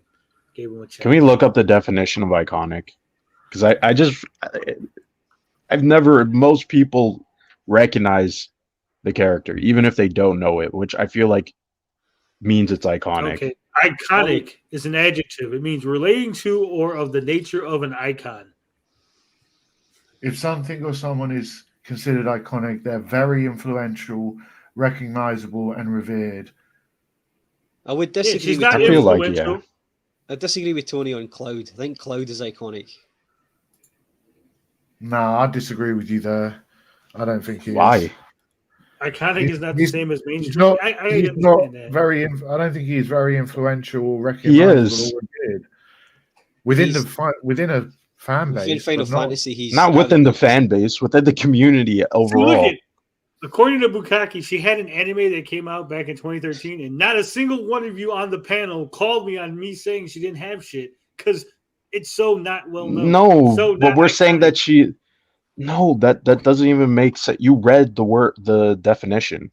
I feel like that fits the character. She's not mainstream. She's not mega popular, but she's recognizable enough. I feel like that there's a lot of stuff that can be considered The iconic left just by paddle looking from at it. Pong is probably more well known than Bayonetta. Okay. Okay. The Pong paddles. If I showed 100 people the Pong paddles or a picture of Bayonetta, I bet you more people would be like, "Oh, that's fucking Pong." No, I disagree. If you showed them the Pong Pow, they'd be like, "Yeah, that's from Tetris." Yeah, It was a you live Oh, need to action. show man. them the Pong paddles and the Pong ball. Yeah. Okay. I think we're veering off Split track. hairs. here. It's semantics, so biscuits are more iconic. Okay, we'll leave it off as that. The woman who voiced the iconic Bayonetta in Bayonetta 1 and 2 was replaced in the third game because Platinum Games offered her a measly $4,000. As the lead Wait, voice hold. Not to go back to the same argument, but if Fortnite is iconic, Tony, can you name a character from Fortnite? An original I character do. from Fortnite? Original. The agent. Ninja. No. He plays Fortnite, right? Yeah, but Fortnite is a pop culture sensation. It's breakout. Noah Jet says Describe. Blood Rain is He more- can't even describe a character from Fortnite. Do they even have? You can characters? describe Aren't they all Bayonetta. just like nondescript? They do have a couple of characters. They do. The Banana. guy? Yeah. I'm I pretty can sure say you that. can describe Bayonetta though. Yeah, witch with hair, Exactly. naked. Big titty goth mama. Yeah, chuggy model. Put up a poll. All right, we'll just say that she's iconic and move on. How long has this petition been up for, Tony? Doesn't say. Are you going to sign it? Sign it live? I don't think I'm gonna sign it. This has sparked a lot of debate on social media regarding how underpaid VAs are. Do we think VAs are underpaid? Not anymore. Did we ever think? I never thought a voice actor was underpaid. I mean, if they're offered They don't have the £1,000 credit as an actor though. They don't have that. Only some of them. Well, If they start getting paid $15 an hour, then I'd be like, yes, they're probably underpaid. yeah, but they're getting paid $1,000. They've got a union and they're getting $1,000 per 4-hour session. No, So- $1,000 per hour. No, it's Is per it- 4-hour session. Is No. it difficult, though? It's I mean, 3 to 4 sessions if you read your own. It doesn't matter if it's difficult or not. You could do it in your underpants. You don't even need to put a pair of fucking trousers on. Bob, are you dumb? What? Because it says recording for Bayonetta has required 3 to 4 sessions per game. Yeah. Sessions are $1,000 each. It Mhm. didn't say Yeah. how long each session was. If you read further into the thread, the Well, guy I actually didn't. said, That's not what I read. What I read was the thing that I just said. If you didn't say that, you're like, according to the thing you read. And I was like, I didn't read that shit. well, I read further into it, and apparently a session is 4 hours. Mm. Doing up to 3 voices in a 4-hour day. Doing up to 3 voices in a 4-hour day. Yeah. Yeah, but so you could do one voice, and it'd probably be less than a 4-hour day. Mhm. Did they say it So was you could- 1K per session, and a session is 4 hours? Yeah. That's good money for 4 hours work. Day performer, 1 voice, 1 hour. They get currently $478. 1 voice, 1 hour. That's, Mm. Good. I guess. $478 an hour is I guess it's good. It didn't Well- even say it didn't say one main voice. It didn't say, hey, the fucking main character, just one voice, Bob. You could voice the fucking traffic cop in GTA and you're gonna get fucking $478. Yeah, but how regular is the work? Is it? I don't Well, give a it's shit not how a regular regular- work. It's Yeah, freelance. but if you're a professional voice actor, and that's your sole income, then No, then But you we fucked kind of up. said that on Saturday because at that point, well, she's unionized, but she doesn't really have an agent to get her more jobs. That's her Look, issue. She we seems said- like Well, hold sorry, on. Tony. She seems like she was out of the game since 2015, probably Yeah. like raising her family or whatever. So it looked like she was semi-retired anyway. Yeah, well, Well, it seemed here's like the- she had some other job. But sorry. Here's the thing, guys. Here's the thing. We say this about YouTubers all the time, right? When they go, "This is my sole income," we go, "Well, fucking get a side job, right?"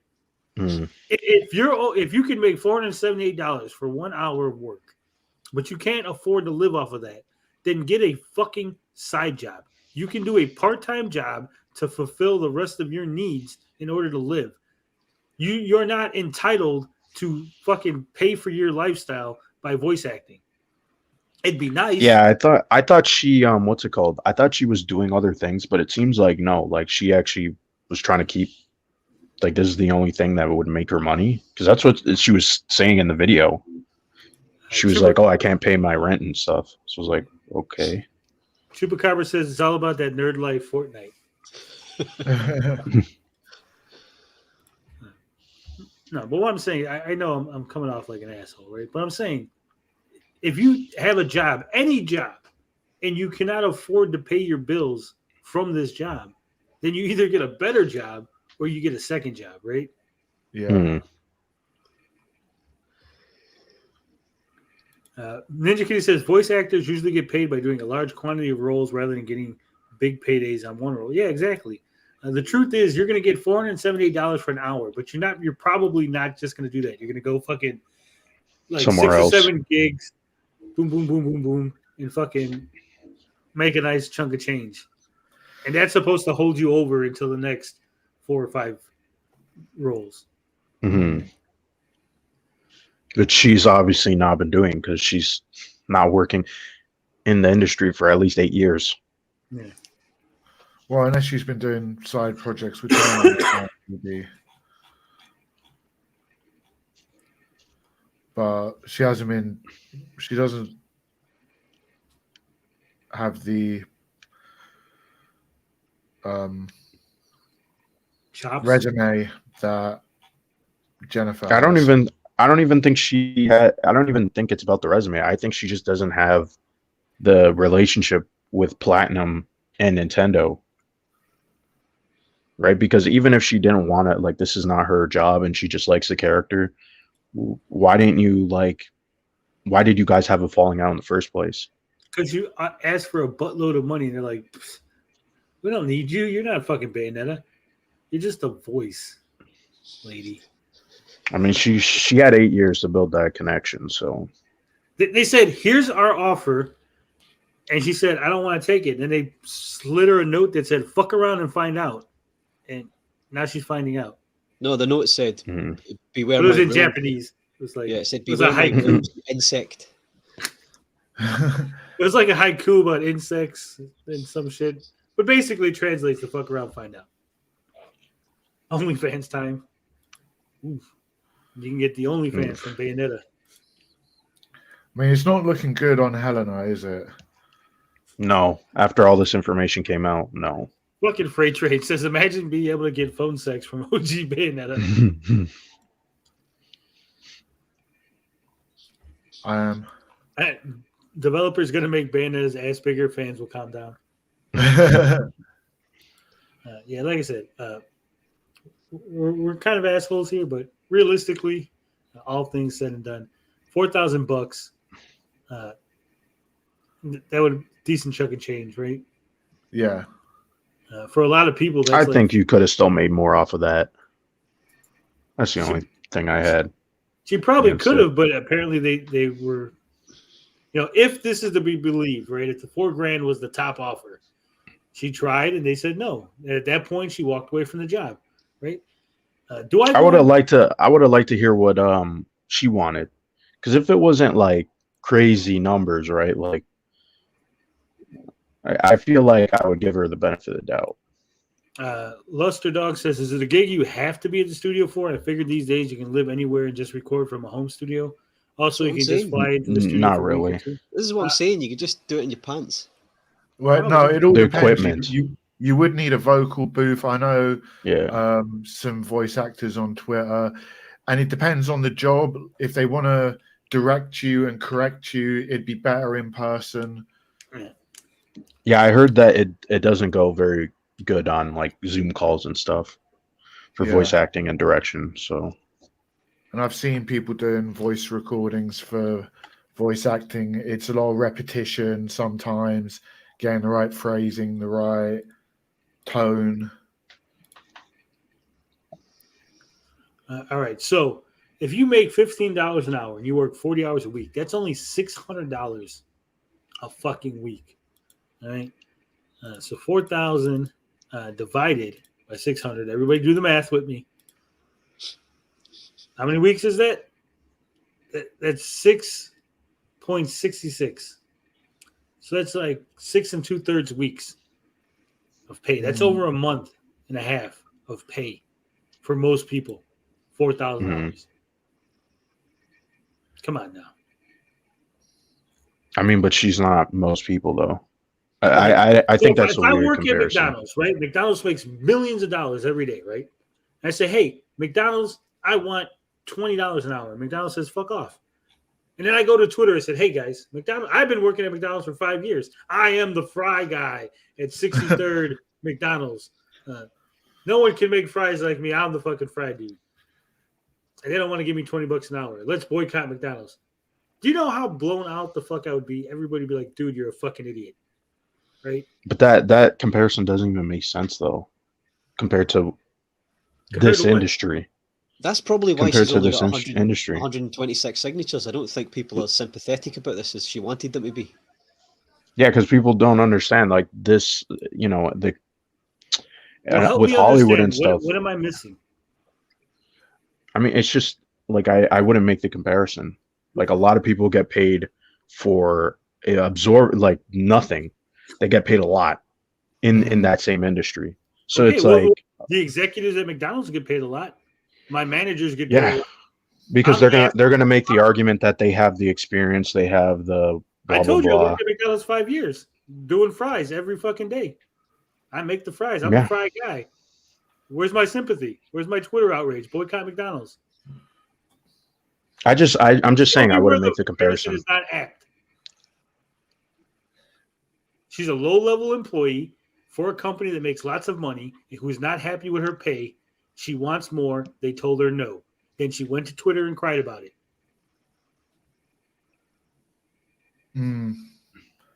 I don't even know why she did that video. I don't get it now. She did it because it's fairly obvious the game comes out next week. Chupacabra says, I don't know if shittier pay existing justifies shitty pay.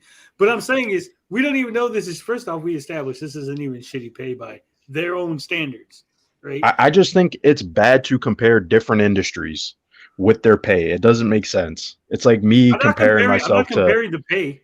I was comparing the situation. Getting paid shitty, wanting more even money, the situation. being told Sure, no. I would even say the situation. Yes. Yeah. It's just a different industry. It's just that people get paid different. People have different expectations. Her expectations were maybe a little too high, but you know, like Yeah, there's a lot of people who do feel that way in the industry that they're not saying anything though. Uh-oh. Why are we boycotting Zelda now? Oh yeah, this Oh. has been another thing too because what was outed from all of Hold this. on. Let's finish. We'll get to that article. Thank you, Luke, for sending that. We'll get to that after this. I want to read the rest of this. She even called on fans to boycott Bayonetta 3, but I believe we should be calling on Platinum Games to delay the title so they can rehire her. Spend extra money. They already paid the first lady. Let's scrap that and everything you've done, whatever that cost. Hire this lady for an absorbent amount of money because apparently that's what she wanted, and delay the game because the game comes out like next week. Well, fuck it, delay it. Not only do you have to delay it, you would have to take those copies and fucking destroy them, all the physicals, right? These people have read that. Gold. These people have read that guy's Twitter, that Japanese guy's Twitter, right? They know they're not going to get this geezer to change his mind. Well, because he's the villain. Yeah. But even if they did, like the logistics of this request seems so outlandish, right? Mm-hmm. It is. I agree. Like I could see if they said, "Hey, hire her to do some voice, and then create like a DLC original Bayonetta voice, $2.99, whatever." Right? Now that I could get behind, right? I mean, I this is don't like a even know fan that. change.org, right? Like this is Yeah. not like, yeah. But that's what I'm Good. saying. I'm saying like if you're gonna like call for her to be added back in the game, the only way to do it at this point in development is to be like DLC extra voice fucking file, right? Hmm. The only way you're going to get But that guy you know changed what? is But it you know done what we point? didn't touch on is the boycott. Because now that I think about it, like, why did she even call for a boycott? Like, Well, that's what I was trying to say just a moment ago. It seems very vindictive and yeah, malicious. And because what now does you're that dragging benefit down a her? bunch of other people. Yes, yeah. Because that all affect those her? peoples contributed to the systematic oppression of Helena Taylor. Well, I mean, we didn't not even to be touch on that. funny, she was offered the job. She was offered a pay. which seems, from this information we've got, which seems to be quite standard. That's the minimum. That's the union minimum. She turned it down. She had the opportunity. No one's. Yeah, that's what I'm saying. obliged. That was my argument. Like, she turned it down, right? She's not entitled to play Bayonetta. Sorry, guys. Hate to break it to anyone. All right, let's And then wrap she's this going up. on Twitter to throw the company under the bus and all the developers and no. And she did it strategically. She could have done this a year ago when the game was first announced. Yeah, when she first didn't get the role. Also, apparently, she got. Some people were saying that she got a raise from the previous. The 4,000 would be more money than she made on the previous game. Mm-hmm. She's even called blah blah blah blah. She deserves not only to be paid properly for her work, but to continue voicing this character that she has since 2009. While Ms. Taylor may end up rejecting an offer from them out of principle, I think we should come together and show our support for her. Guys, I put the link in the chat. 129, 126. I'm going to refresh it. Come on. How many of you have signed? It's closed. This is did we do this? Did we close the fucking petition? Hope We should so. have it Oh with my Smash's God. video yesterday. I hope so, because it's absolute nonsense. Is there an update? This is what happened. Tony made a video. Fucking, it's closed now. This is what happened with Jesus. Smash's blackface video as well, wasn't it, Tony? Wait, no, he fucking pulled it from YouTube. Do these things only last like a day or something? What the fuck's going on? Nah, they closed it. It was inundated. Well, never mind, guys. Don't sign it. You can't sign it. Why did I bring this up? This shit was just started like a day ago. There's probably multiple fucking change.org accounts or pages. Maybe, Luke. What did Luke say? I'm not. Did Smash JT create this page? No, he didn't. He didn't. If I was lead developer, I would have hired Troy Baker out of spite. Yeah. Tell me a man can't voice a female character. Beef Jerky, Platinum Games in general is fucking shit company.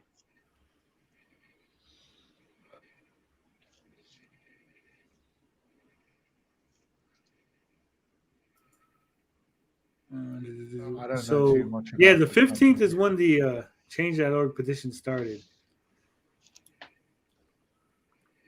And I don't see the person who started it saying they closed it. Yeah, it probably didn't matter. It's just weird that it just closed like in the middle of the live stream. Oh well. Shit happens. Can I briefly? This is going to be a troll article. Can I briefly give the headline for it? Yeah. Breaking: Microsoft to purchase Sony in order to expedite purchase of Activision Blizzard. Where's it from? Apparently, Games Radar. That's got to be the games. It was like this is a. Now they won't have to worry about losing Call of Duty, says Xbox CEO Phil Spencer. That's got to be an out of date, out of season April Fool's joke. Yeah, because they've actually said Phil Spender, not Spencer. I think that's supposed to be a joke. All right. So this is from the gamer via Luke in the chat. Sean Chiplock says he made less from voiceover work in Breath of the Wild than from indie game Freedom Planet. Chiplock voiced 3 characters in Breath of the Wild, but made far more from voicing 2 in Freedom Planet. Now already, this is so misleading. Anybody tell me why this might be misleading? Wait 1 sec. Probably did about 10 minutes work in Breath of the Wild. Well, it says Chiplock voiced 3 characters in Breath of the Wild, but made Yeah, and they were more all from going. voicing Were 2. they all going? Ugh! Yeah, we don't know. Was it 3 main characters and then 2 main characters No, it's in the other game? well, obviously it can't be the main character. That's what I'm saying. It's making it sound like 3 characters. He's like, oh, these must be important characters.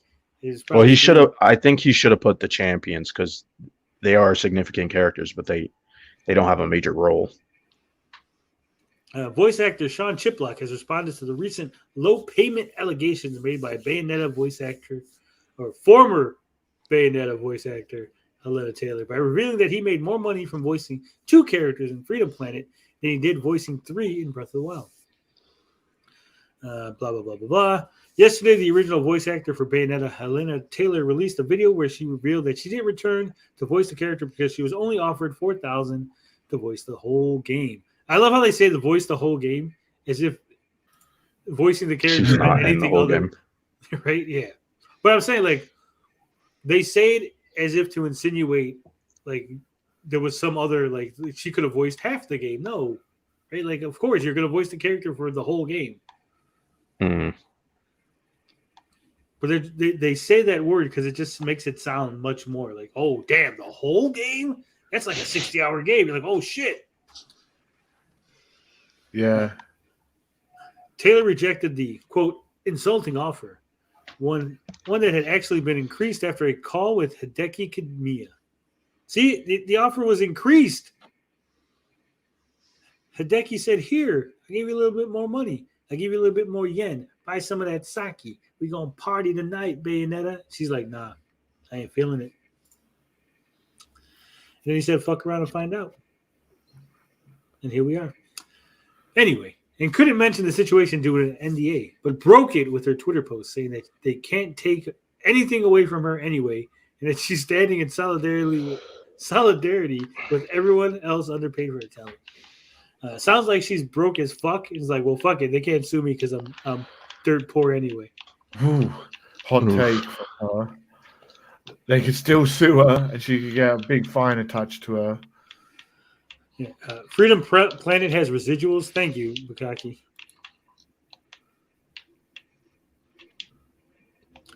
Beef Jerky says, what is more worth it, having your name in the credits of a big game like Breath of the Wild or getting paid a little more for some no-name indie? It is true. Well, who cares about who reads the credits? Who's going to check the credits to see who's the next person to hire? Yeah, but when you go for your next I job, don't think you're that like, matters. it does matter because when you go for your next job, you're like, what were you in? Oh, I was in Breath of the Wild. What were you in? Freedom Planet? I'm going to hire the Breath of the Wild guy. Right? You probably wouldn't. Have you played that game? No, What the hell? Yeah, No, you wouldn't. pretty bad. Yeah, I love that game, but the voice acting's ass. Especially I'm just Princess saying, okay, Zelda. besides Breath of the Wild, like a big franchise versus a no-name indie. That was the getting sick and tired of y'all fucking. Playing games while we stream. No, I thought you were Yeah, I'm Jackie playing. Foster. yeah, I'm playing fucking Jedi Fallen Order. I was gonna say making me look bad. You're just supposed to agree with everything I say. Don't you understand how this works? Oh yeah, sorry, Master. I forgot. We're unionizing against you, Tony. God damn it. That's why I brought in Finbar. Finbar is a fucking scab buster. He'll take you guys out back and beat you with a fucking lead pipe. Come on, Finbar. Fucking unionizing around here. Yeah. After I pull my nose away from Tony's ass.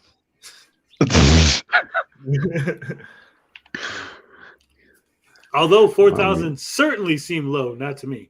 Voice actors don't generally give away too many details on their pay, so it wasn't entirely clear if this was normal for the industry. However, since Taylor's video, several other voice actors in and out of the industry have been sharing their experiences with pay and what is considered a normal fair rate, confirming that Taylor had been offered much less than she deserved. It seems those payment rates might be fairly standard practices for Nintendo, though. Sean says I was paid approximately $2,000 to $3,000. That's a big fucking difference, right? Maybe not for some rich dude where he's like, oh, it's a $2,000 or $3,000, but for someone like me, I think that's kind of a big gap there to not know. Agree or disagree? Agree. Sure. Overall, because it was based on the total number of hours in the studio. No shit. You get paid by the hour, and then you got paid based on how many hours you work. Fuck me. which was higher because of voicing 3 characters in a single game. I made more from voicing Spade/Dale in Freedom Planet because that generously gave me sales royalties. Oh, Well, that's different then, isn't it? yeah. So Mhm. you didn't Yeah. get paid more for voicing. You got paid more from the royalties. Yeah, and also that's not union standard, as we've just learned. Yeah. You don't have to give residuals. If Voice you're- actor Sean Chiplock added to the debate by revealing that he was. Oh, we just read that. I hate when they do this shit. Don't show me the tweet and then fucking write what the tweet says. Just say, "Hey, the tweet's up there. Read it, asshole." And then he's gonna fucking say it again. Well, this is why I hate the gamer. Who gave me this article? Fucking Luke. It's worth noting that Chiplock was paid between 2003. Oh, son of a bitch. How many times is this fucking going to say the same exact thing? 1, 2, 3 fucking times plus the tweet. 2,000 to 3,000, 2,000 to 3,000, 2,000 to 3,000, 2,000 to 3,000. Padding like a motherfucker.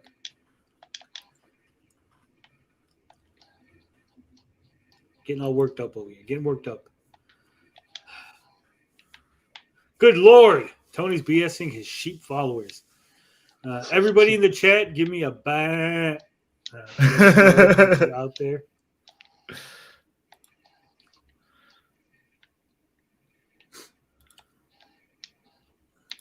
All right. What else were we going to cover? Amaranth. Are we going to cover that? I guess we'll cover that.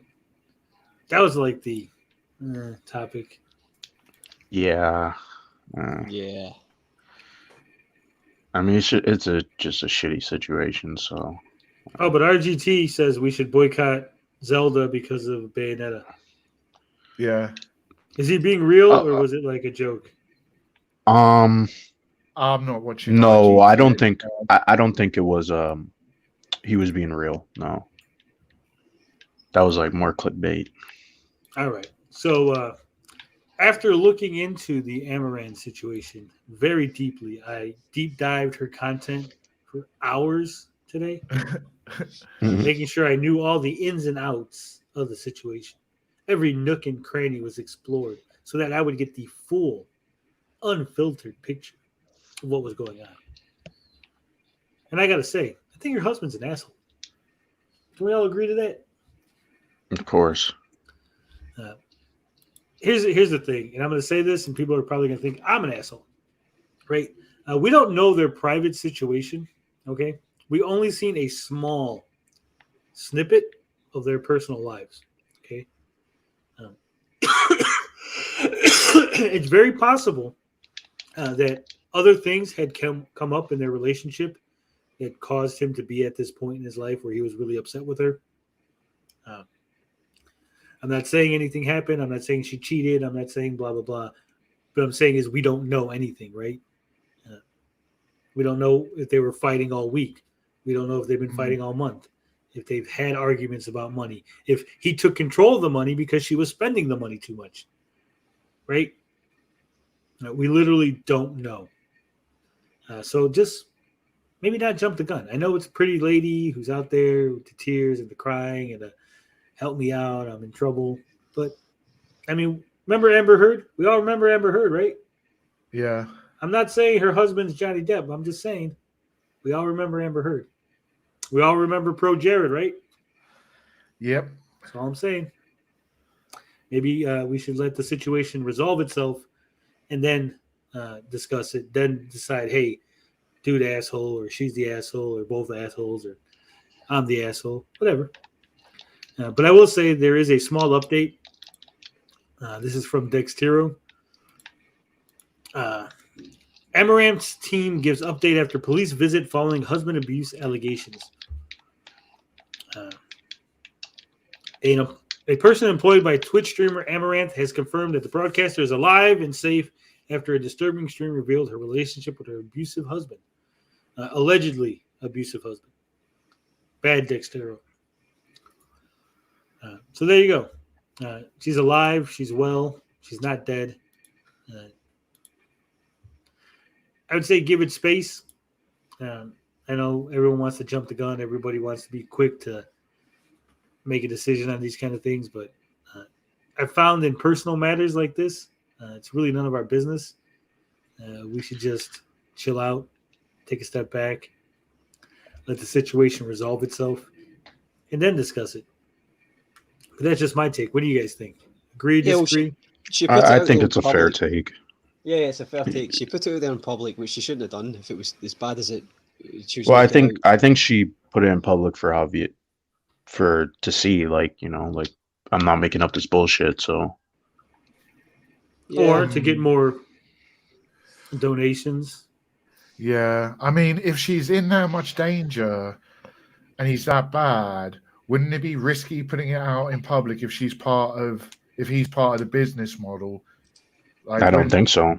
Would Well, she wouldn't be? it be risky if he's slapping her around or potentially slapping her around, and he's like, "Dude, you just embarrassed me on fucking Twitch in front of thousands of people," right? Yeah, I mean, he's obviously getting set off by little things, and then now you're gonna do this huge thing. You're like, "Oh yeah, that was a smart move." Again, allegedly, I'm not saying. I mean, I mean, like you said, we don't know. Like, I mean, it's all over Twitter, and like, I always feel like maybe people shouldn't put their 2 cents in, especially if you don't know the full context. She could be definitely right. I mean, Bye, Darius. See you later. Have fun storming the castle.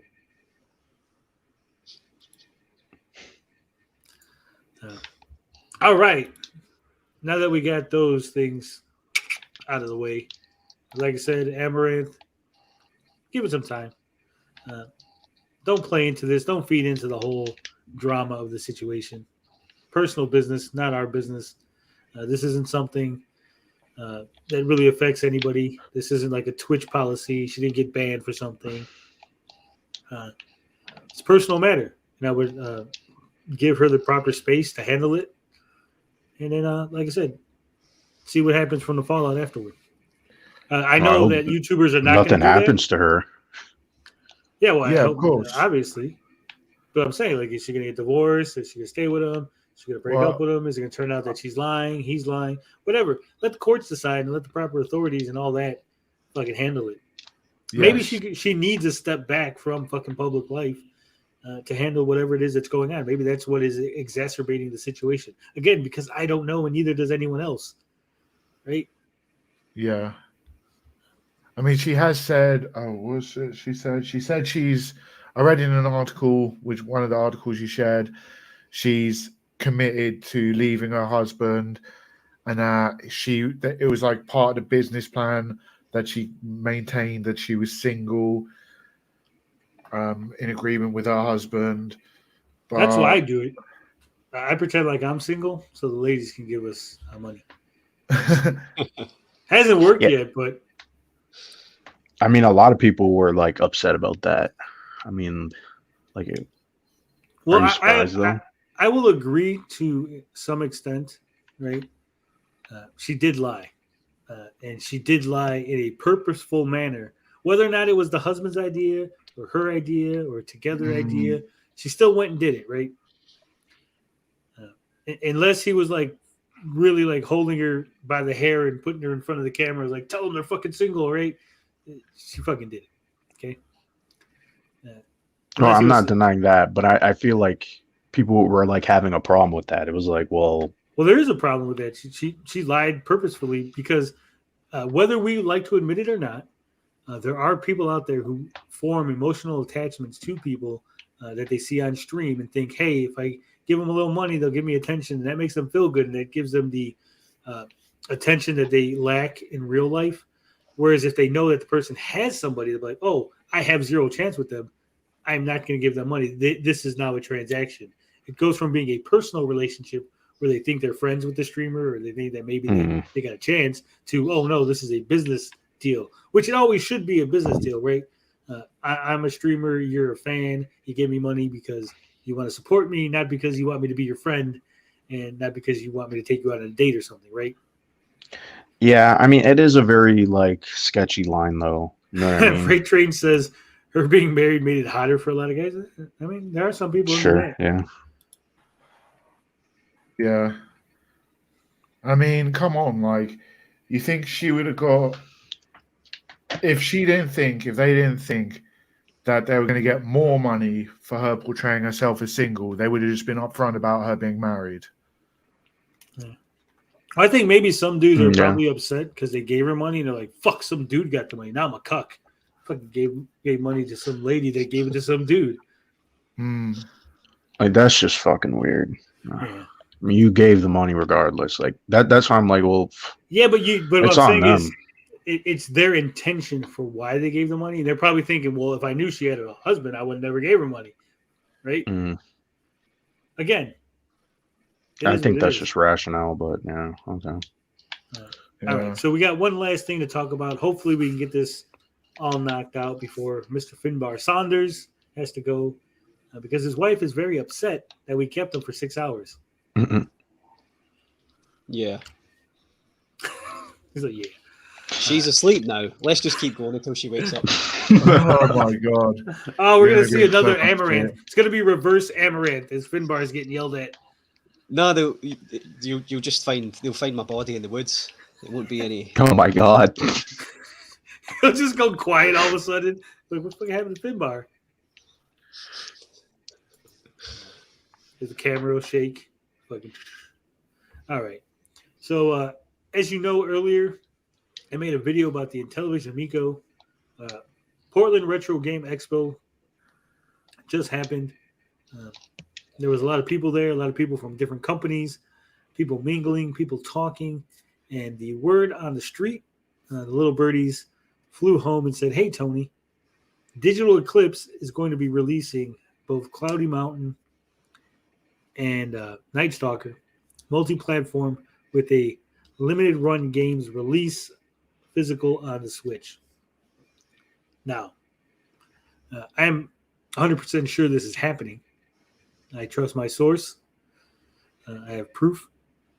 I won't be showing you guys because obviously then it outs my source. But do you think this is going to garner them enough income to go ahead and make a run of Amicos? No fucking way. So do you think that no. this is a... so obviously we don't know the deal, right? We don't know the contract that they're signing. It could be a situation as simple as, hey, we'll allow you to go multi-plat if you don't leave Amico. Like if you don't take the game away from us, you could go multi-plat, right?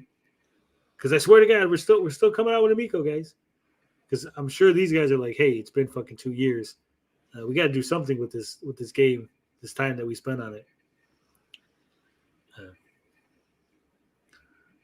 It could be as simple as, hey, they actually got paid up front, and the developers are like, hey, fuck it, we'll give you 10,000, let us release this on another platform. Or it could be that Intellivision is now acting as a publisher on other platforms. And again, they're getting a percentage of sales. But you think, Bob, that even if they're getting some sort of percentage out of this, that there's no way this will fund any Amicos? They're not going to make enough? No, don't be silly.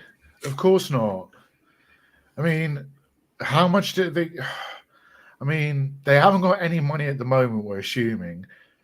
They need to raise millions, surely, to get even the smallest production run to fulfill their... I mean, realistically, right? They supposedly, remember, this is all supposedly.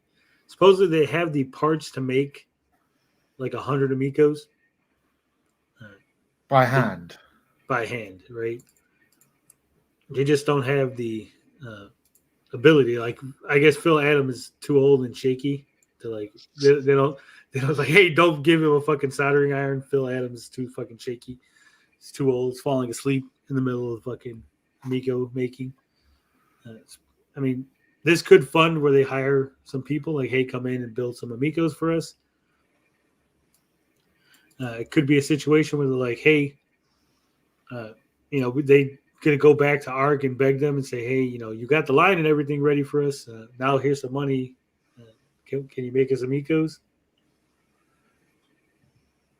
I mean, they could. I mean, maybe I need to backpedal a bit because I was just figuring out how much 2,000 Amicos to fulfill those pre-orders would cost. I mean, it'd be about, if the Amicos are costing $150 to manufacture, that would be about $300,000. So, I mean, they'd have to sell if they're. One second, I need to do some more calculations. So, how limited run games are around 40. Well, still, that's going to be a big cut. But it's going to be multi-plat, so it's going to be the PlayStation, the Xbox, Steam, digital versions, probably a digital version on Switch, as well as the physical limited run version. So it's 5 different versions of 2 games. I don't know what the sales are for niche Intellivision games remakes are going to be. But these are Amico games. These aren't even Intellivision. I mean, yeah, they're Intellivision remakes, right? But you figure if there was 10,000 pre-orders at one point, right? Yeah. Is it out of the realm of possibility that all 10,000 of them are like, well, fuck it, I'll pay $5, $10 to get one of the games I was going to get? You know, a lot of people wanted, these are the games they wanted, right? The Night Stalker and the Cloudy Mountain. Yeah. Is this what you think they're going for, $5 to $10? No. I think they'll probably go for like $15 digital. On the Switch, they'll go for a bit more because for some reason the games never go down in price there. Yeah. I don't see limited runs, maybe $40, maybe, depending on what comes in it. I don't know. Well, maybe they got a bunch of lenticular cards laying around and they're going to slap those in there with some coins. And well, how many units do you think both game? How many units is one game going to sell? Do you reckon 10,000, 100,000? What's a reasonable amount to just as a ballpark figure? I mean, this is one of those things that, like, if I were to remove the whole Amico from it, right, I would say maybe 5,000 units because these games are garbage, right? But with the whole intrigue of the Amico, with Pat and Ian always talking about it, I could see people picking it up as a lark. Like, look, I got one of those Amico games, right? I know I'm going to pick it up because I want to review it. You guys are probably all going to pick it up for various reasons. Everyone in the chat. It's difficult, isn't it? Because the situation is so unique. I mean, there's going to be a lot of people like the RGTs are going to pick it up because fuck it, look at I got the Amico game and I'm going to review it, you know. And then if he picks it up, maybe some people in his audience are like, oh yeah, let me get that game too, right? It doesn't look that bad. I'll pick it up for $5, whatever it is, right? Depending on the price, obviously. But let's be honest, there's no intention for the profits from this to go towards making Amicos. So you think this isn't even going to, even if they make money, it's not going towards Amicos? Well, let's see how many founders orders are in still. Look, a couple thousand. For them to make, so whatever money they make off of these games going to other platforms, for them to make money, they would have to get all the founders out the way first and all the pre-orders out the way first and then start selling retail units because those are the ones that are going to be $300, whatever it is, $50 plus.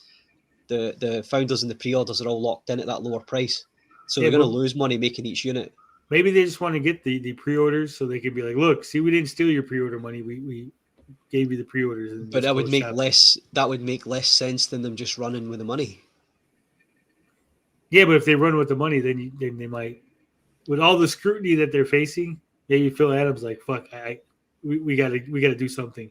If we give them units, they'll shut up and they'll leave us alone, right? Well, that's what they've done. They've sent one to Mike Mullis and one to DJC. And so they shut up 2 people. Now they only got another 2,000. Yeah, they'll be good to go. Yeah, but that's what bankruptcy's for. Jamie C says, not counting the shills, no one's buying that shit. And that's not true, right? We've said this before. We've joked back and forth, blah, blah. But the reality is there is a lot of people. Like, I wouldn't call Gen X Gamer a shill for Amico, right? He's been very critical. He definitely picked these up in a heartbeat. Yes. Speculative collectors. Not even speculative. He wants to play Cloudy Mountain and Night Stalker. Well, he did buy multiple copies to sell some, and he has said he sold some at a profit. Yeah, but I'm just talking about he actually wants to play these particular games. He did that Yeah. really as a bet with Tony, though. He bought extra so he could prove to Tony he could sell them for profit. Yeah. I don't think he would have done that otherwise. There's a lot of people in the retro gaming community that will pick this up. Again, even if it's just because of the name or because of the situation, right? We didn't honestly. Did anyone think that they were going to get 10,000 pre-orders? But then they got them. That was for $100 of the Amicos. 10,000 pre-orders of the Amicos. Right, and that's $100 each. Now you're talking $20 for a game on a system you already own. Will those same 10,000 people pick them up? I think so, probably. But how much are they going to get per sale of the games? Because how much would it cost? I always felt like because so these developers don't belong to Intellivision, right? They're third party developers, yeah. Yeah, no, that's the thing. They're not third party, but they're not first party. They're like second party because Intellivision paid upfront for the development of all the games. Then there must be a time limit on it, and it must have expired.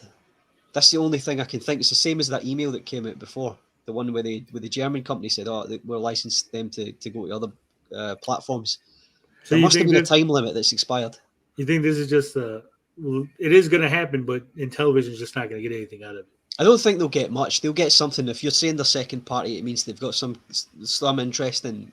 Well, if the deal expired, then they wouldn't get nothing, right? No, I don't mean that. What I mean is, if it's carrying the Intellivision name, it's gonna have to license that from Intellivision, so they'll make something from it. Yeah, but it might not carry the Intellivision name. It might just.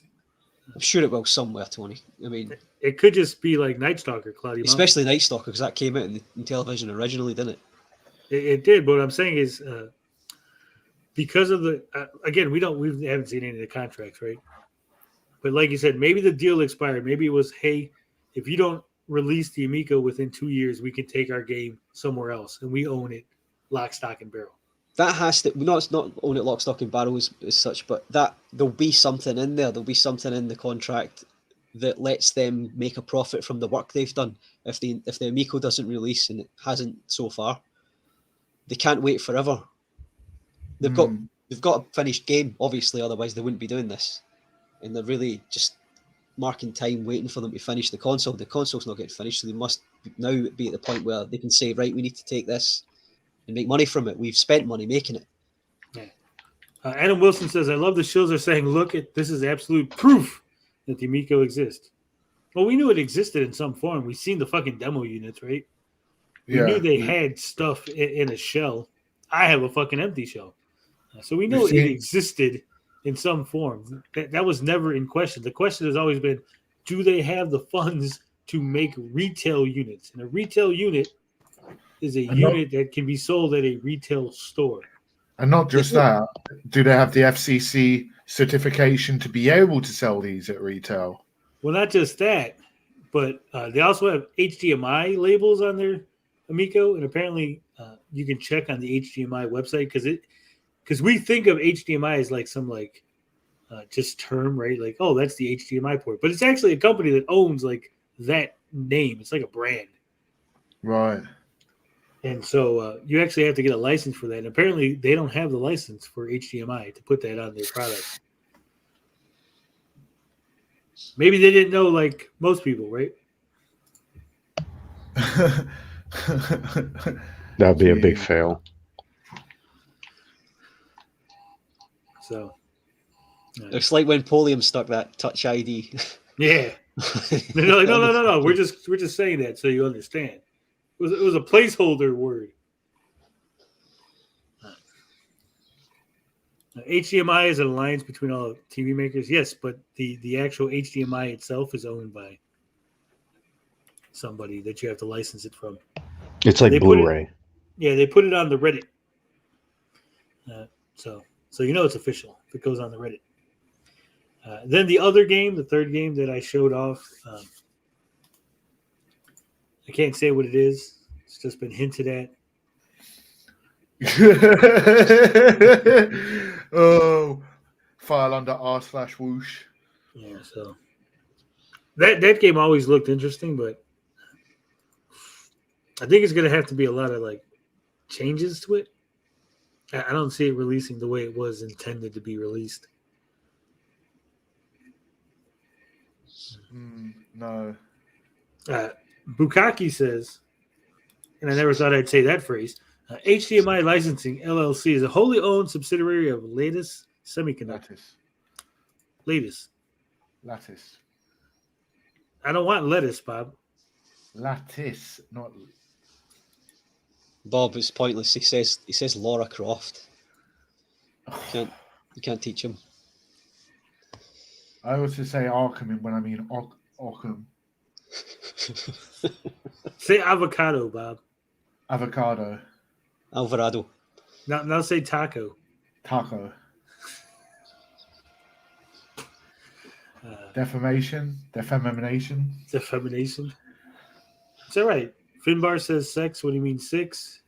I don't say that number anymore. I say 5 + 1. Well, thank you, because we don't want to get hit with a fucking demonetization in the future.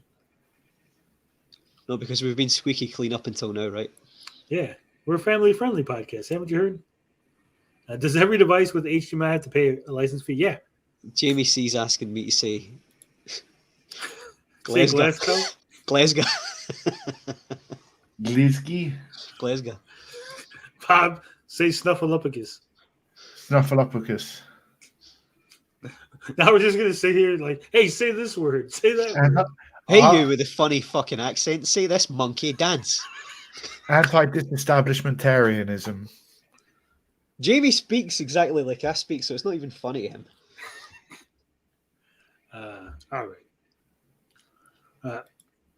Bukaki says again, HDMI adopters must pay an annual fee of $15,000. Yeah, I don't think they can afford that. Pretty soon they're just gonna write HDMI and fucking market. They have to first pay the lawsuit for illegally using the logo. Yeah. And I don't know if you noticed, but a lot of the logos were missing from the John Alvarado box to the new box. There are 2 annual fee structures associated being a HDMI adopter, which is what they call licensees. High volume, more than 10,000 units, is $10,000 a year. Low volume, 10,000 units or fewer, is $5,000 plus a flat $1 per unit administrative fee. Oof. I mean, so at minimum, they're going to have to pay, if they only do 2,000 units, they're still going to have to pay, what, $7,000 for a HDMI license for a low volume. And that only entitle them to manufacture 2,000. And it could be up to 10,000. If it's 10,000 units or fewer, the cheapest they could do would be 9,999. So that, if they want to go for that volume, it's going to be, they may as well go for the 10,000 per year, because then it just becomes stupid not to. It becomes, you're saving money by going for the over 10,000. What company are we talking about, Bob? We're talking about licensing. We're talking about Intellivision licensing from the LLC. No. You said it would be stupid if they didn't do X. And then I said, what company are we talking about? The company that does everything the stupid way and not the way that's like, oh, that would make sense. Intellivision? Yeah, who does everything the stupid way. So whichever way was the stupid way, Bob, that's the one that they're going to go for. Well, then it'd be $7,000 for 2,000 units. Because I don't think they're going to sell much more than 10,000 units. So it'd be stupid as well. I think that this has a probable market. I mean, if I always compare it to the Atari VCS, and the Atari VCS sold about 13,000 units. I don't think the Intellivision realistically would sell more than 20,000 units. 20,000 is generous. 20,000 is very generous. Way too generous. Yeah. Was the Oh, come VCS on. not? Is the VCS not still being manufactured and sold at the moment?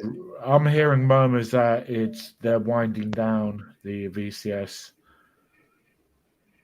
I hear that they're getting rid of their stock and they're ending it, kind of thing. That's terrible. Yeah. I don't know how true or accurate that is, but that's what the murmurs I'm hearing. I haven't looked into it. You'll need to hurry up and buy one, Bob, to go with that joystick.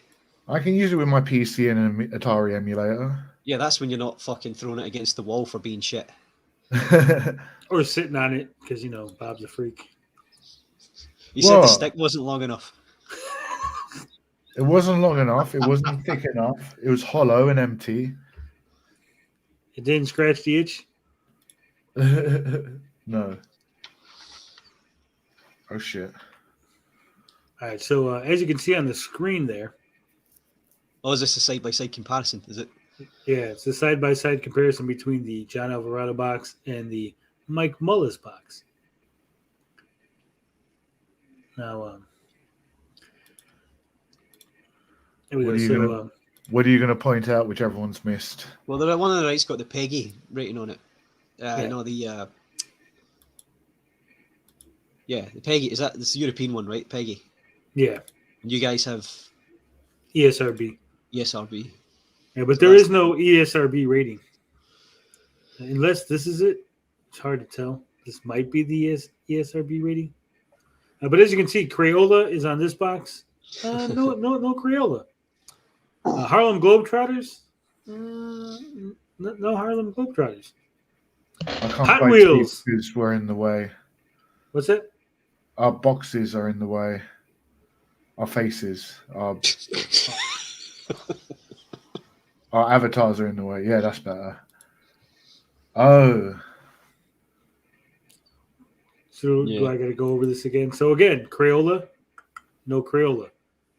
Harlem Globetrotters, no Harlem Globetrotters. Hot Wheels, no Hot Wheels.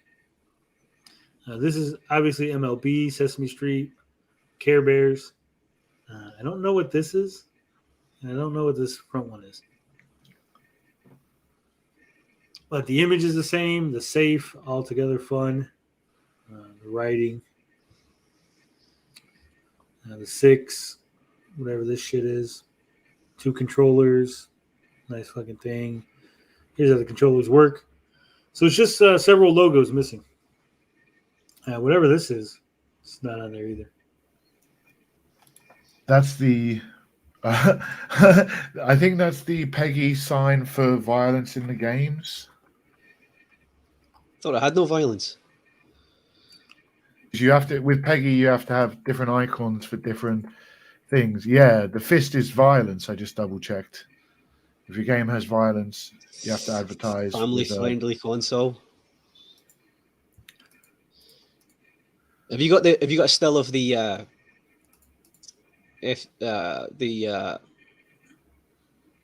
what's the company that certifies your equipment in the US? FCC. FCC, is that have you got a still of that logo on the Mike Mullis one? Yeah, I'm looking for a better picture because the still I got is kind of blurry. So I'm actually been watching the Mike Mullis video looking for the fucking screen. Is there no way that could have sneaked past us without us noticing? Or you, I should say. Them getting certified. The only way, and I've said this on Max's stream, the only way it could have snuck by anybody Under a is different if company. they literally, if they got another company name to certify it for whatever reason to hide their proprietary stuff. Despite what Garcia is going around claiming, Tommy never said that. That is a thing that I've said, and Tommy said other companies do that after I said that other companies do that.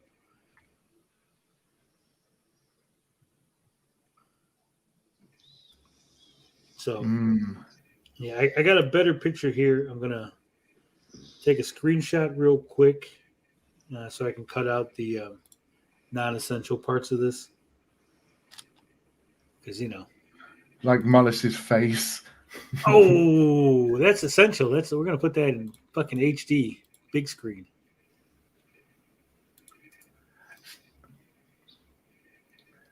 Aren't you worried about? Hasn't Mike Mullis threatened to copyright strike people who use his content? It's I was just- transformative. I was just fucking around about putting his face pop-ups. Literally just. He's gonna blur it out like he did to Retro Bro and Saggy.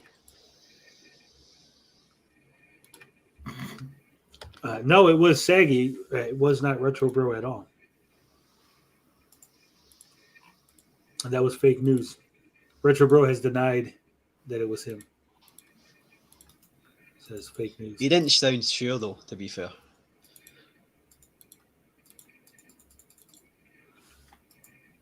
That was doing all that clicking. Is that me? Oh, that was Yeah. me. Sorry. I was zooming into the picture you just sent. I was like, what the hell's... Because you were clicking pretty spot on with what I was clicking. I was like, what the fuck? All right. Oh yeah. So that is the image. Yeah.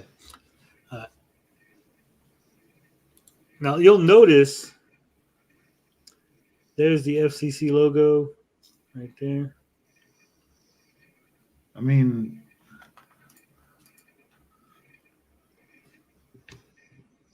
There must be some other shit on there amongst all that they shouldn't be using. well, I was just wondering about micro SD as well. Yeah, they get the micro SD logo. This C&E is also something else. I forget what the hell it is.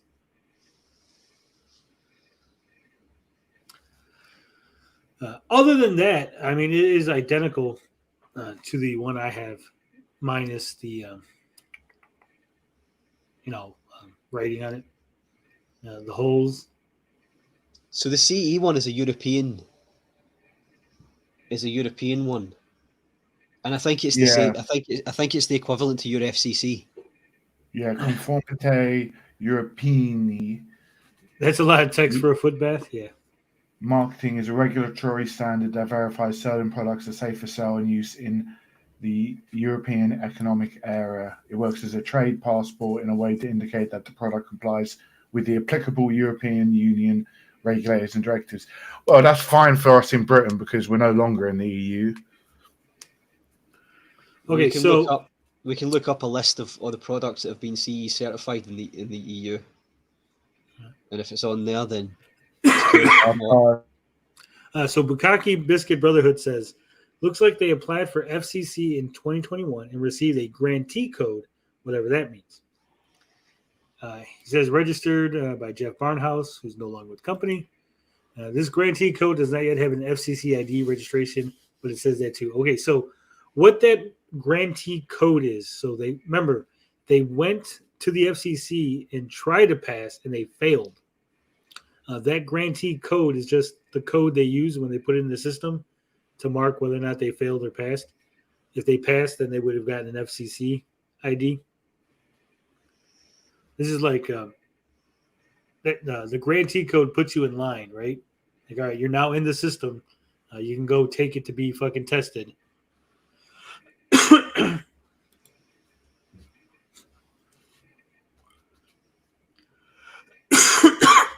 Now, as far as the CE, I don't know if they actually tested it in Europe. I'm doing a bit of digging now. I'm going to try and find out.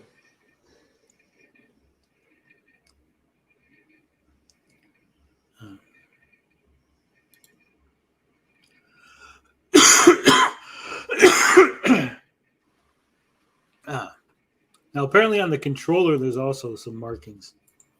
Right. I'm going to try to get a look at that.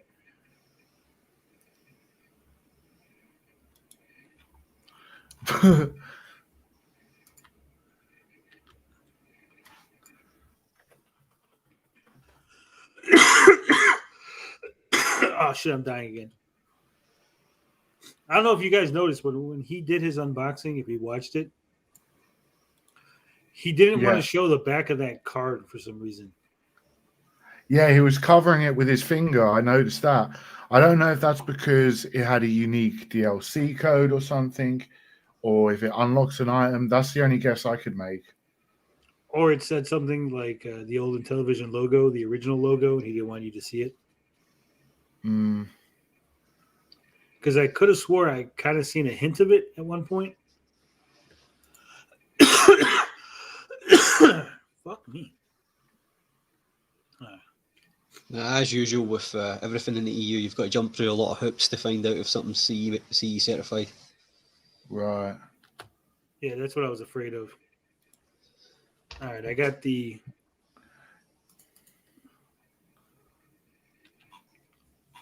I wonder if they corrected the spelling error on their quick start guide. Well, We it didn't see wasn't. the quick There start was no. guide. I don't think you pulled an instruction manual out of that box when you opened it. No, there wasn't, was there? No. That's what I was just about to say. There was no quick start guide on that.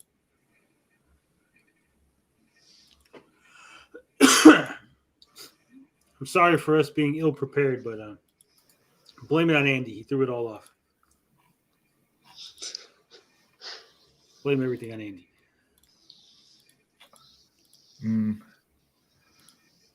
All right, so this is the controller where Mike briefly flashed this on the screen. As you can see, it's got these same markings. FCC. It's a little blurry. I'm not sure if this is a QR code or just some weird writing that we can't read.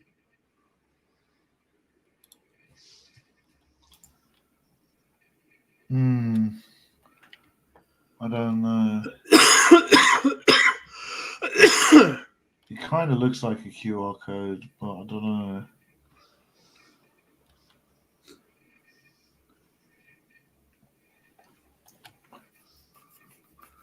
It's hard to tell because his hand was in motion. He didn't really hold it still. Let me see if I get a better shot. Yeah, I did get a better shot. Hold on. This is a much clearer resolution. I had to literally put it on 0.25 speed. And for like one frame, you see what we do because we love you guys here?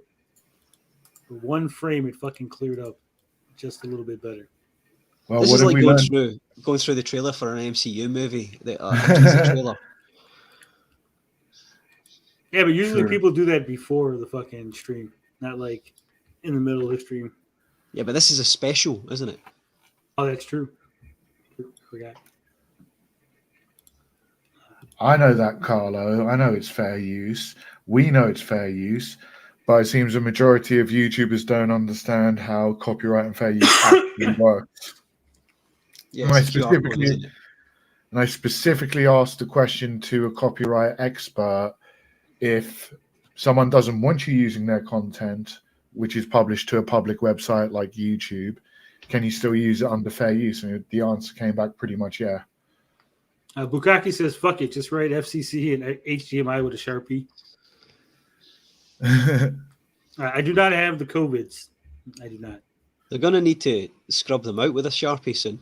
Once, we went over the missing logos, sweet and tender, probably about 6 minutes ago. Yeah, but as you can see, it's got the FCC logo, the CE logo again.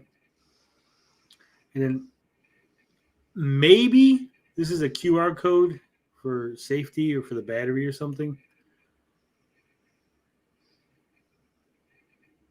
yeah.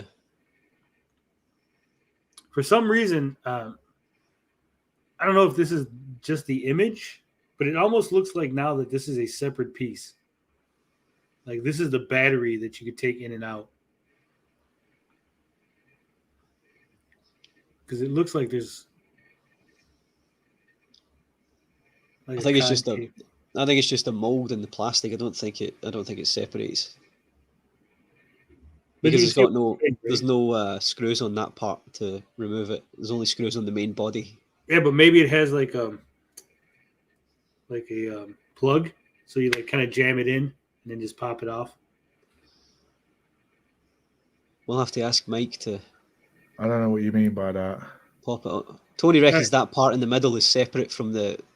It can be separated without taking the whole cover off. If you look around it. That part in the bottom right though looks like it's connected. It looks like it's all connected together. Well, that could just be a shadow. Yeah. Yeah. We'll have to investigate this further. Exposed. I know everyone you're chatting to now. You know who I'm chatting with. You're chatting to Bianca. Yeah. You saw the topics, the movies, Bianca, Monday Night Grift, ours. Damn it, exposed. You hide your joints in there. Yeah, maybe. Joshua Snyder says it's a QR code for Tommy's OnlyFans. It's a different, from what Adam Wilson is saying there, I think it is that's a different unit from the one that they sent to Hans, obviously. But I don't think this was made, I think this is one of the ones that was kicking around. I don't think this was made, I don't think this is one of the 25 that they were going to make by hand. So you reckon it's just one of the demo units refurbished? Well, I don't know, I can't remember whose comment section I said this in. I think it might have been Potion Sword Runs. I said if it was one of the 25 made by hand, I would eat my own scrotum. And, I don't fancy doing that. Well, somebody, I think it was on Reset Era, somebody said that if the Amico comes out, they would eat their own asshole. That's more of a safe bet. I shouldn't have said what I said. Shouldn't have even brought it to your attention here. Why did I say that? Now that fucking how many of you, 19 of you, have heard that. We're gonna hold you to it. It's gonna be a live scrotum eating. Yeah, we'll even let you cook them first. I gotta be honest. I've eaten worse. Eat on camera too. I need to get a couple of ribs removed. I think. I like haggis. No, don't talk crap about haggis. Who's talking shit about haggis? Yeah. So yeah, that's all we got. They're gonna port some games. We got some logos missing. We got some logos that don't belong on there. Anything else, gentlemen? I think we've gone long enough. Yeah, I'm waiting patiently now for Mike and Chuck's report back to tell them all the bugs they found, and then we'll see what the next step is. I can't wait. What are they going to do if they find any bugs? Does Intellivision have the ability to fix that? Yeah, from all the profits they're going to make from Cloudy Mountain and Night Stalker and that mystery third game. Well, that mystery third game, that's the big moneymaker, in my opinion. Well, Adam Wilson wants his Amico, damn it. If they need to make any hardware changes, I don't think they have a hardware engineer right now. I have no idea if they need to make changes for the FCC, how they're going to accomplish that. Who knows? That's why I think that this is all just to send some units out to the people they want to have them, then fold up shop and be like, oh, well. And then just count these as lost items, right? Has there been any confirmation of any more going out other than the two? No confirmation other than... Well, we don't even know if two's gone out. We just know one's been sent out. One has gone out. Apparently, Chuck is in, quote, round 2 of testing. Has Chuck not received his then? Quote, multiple rounds? No. So DJC's not received one? Not yet. Not that I am aware of, unless something's changed in the last 2.5 hours since we started. I'm wondering why Rab and Nick didn't get one as well. Doesn't make sense to me. Because there's only one to go around. Oh yeah. Mullis he's got a prepaid envelope with his Amico, and he's got to forward it on to DJC. Carlo says, "Where is Carmen San Diego, John D?" No idea. I didn't watch Rexer's video. I'm a little bit behind on my Arcade 1-Up stuff. Whenever I focus on one thing, I always miss out on the other. I was focusing a little bit on Amico and some other stuff. Joshua Snyder says, it's all about avoiding lawsuit claims or of deliberate fraud. No system is coming. Yeah. Sweet Tender says, Mike sends units back to Intellivision. They reapply the peel-off plastic from the controller, send to DJC. Sounds about right. I reckon they could send DJC an empty box that said Amico and Sharpie on it, and he'd be fucking ecstatic. They're like, you just have to pretend that the system's there. He's gonna when he gets a hold of that, he's gonna have an orgasm. DJC. Well, it's got a nice tray to fill it all up. And then he can have a foot bath in it. Oh, Jesus. that's grim. Oh my god. Perky Melon says, I got my Amico. You didn't get one? Perky man. Before we go, there's actually a story. I don't know if it's an urban legend or if you want to call it an internet legend of a young gentleman who had lived in Brazil, and he had received, I believe it was the Xbox, either the Xbox or the PlayStation. And apparently his parents had left for the evening, and he was getting a little frisky. And he turned upon finishing and accidentally came inside his video game machine. Shit. And then he had to, he went online, because this is how it came out. He went online and basically was like, hey, how do I get jizz out of a PlayStation? Because I got it What the inside fuck? it. Now, Is this shocking to everybody? I've literally jizzed over this very laptop that I'm speaking to you on. Oh my god. but he got it inside. I didn't mean it. And eventually the kid had to like, I guess he told his parents. He had to like break down and tell the parents because they took it in to get fixed, and they're like, we can't fix it. Just fucking come inside it. They basically had to tell the parents, and then the parents, being parents, told everybody in his family that their little boy had grown up.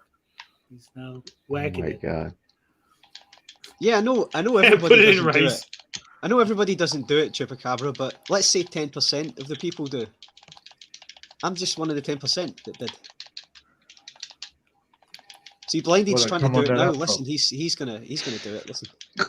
He's going wild at it. Yeah. Are you winning? Are you winning, son?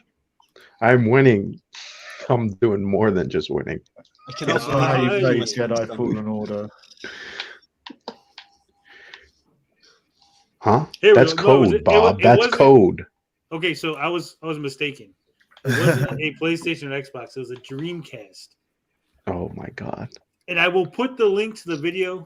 Friend of the channel. Video of what? Him jizzing on the Dreamcast. That makes it worse. That makes it It's worse. not a video of the kid jizzing on the Dreamcast. It's a video of somebody telling the story in better detail than I could.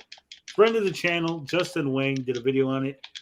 Link is in the chat if you're interested in the kid nutting in his Dreamcast story.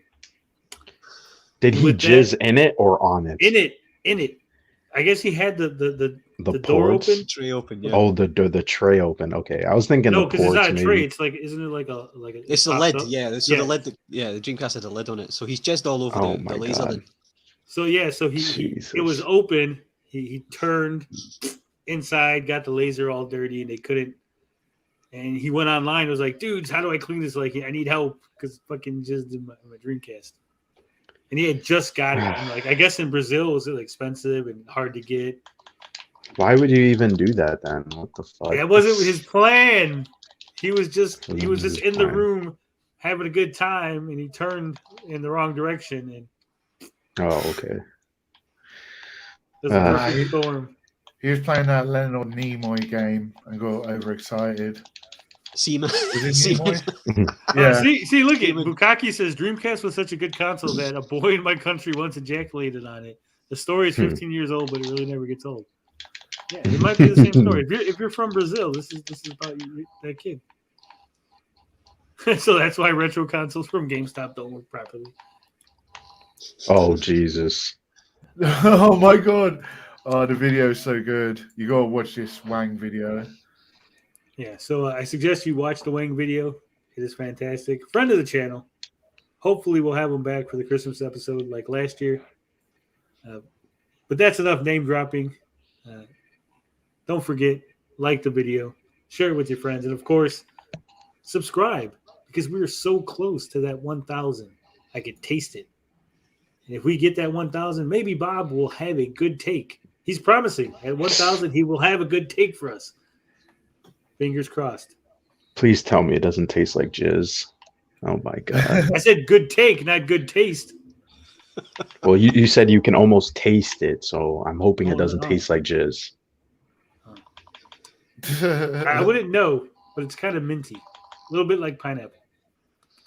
Ew, what the fuck? With that said, love, peace, booty grease. I'm out this bitch.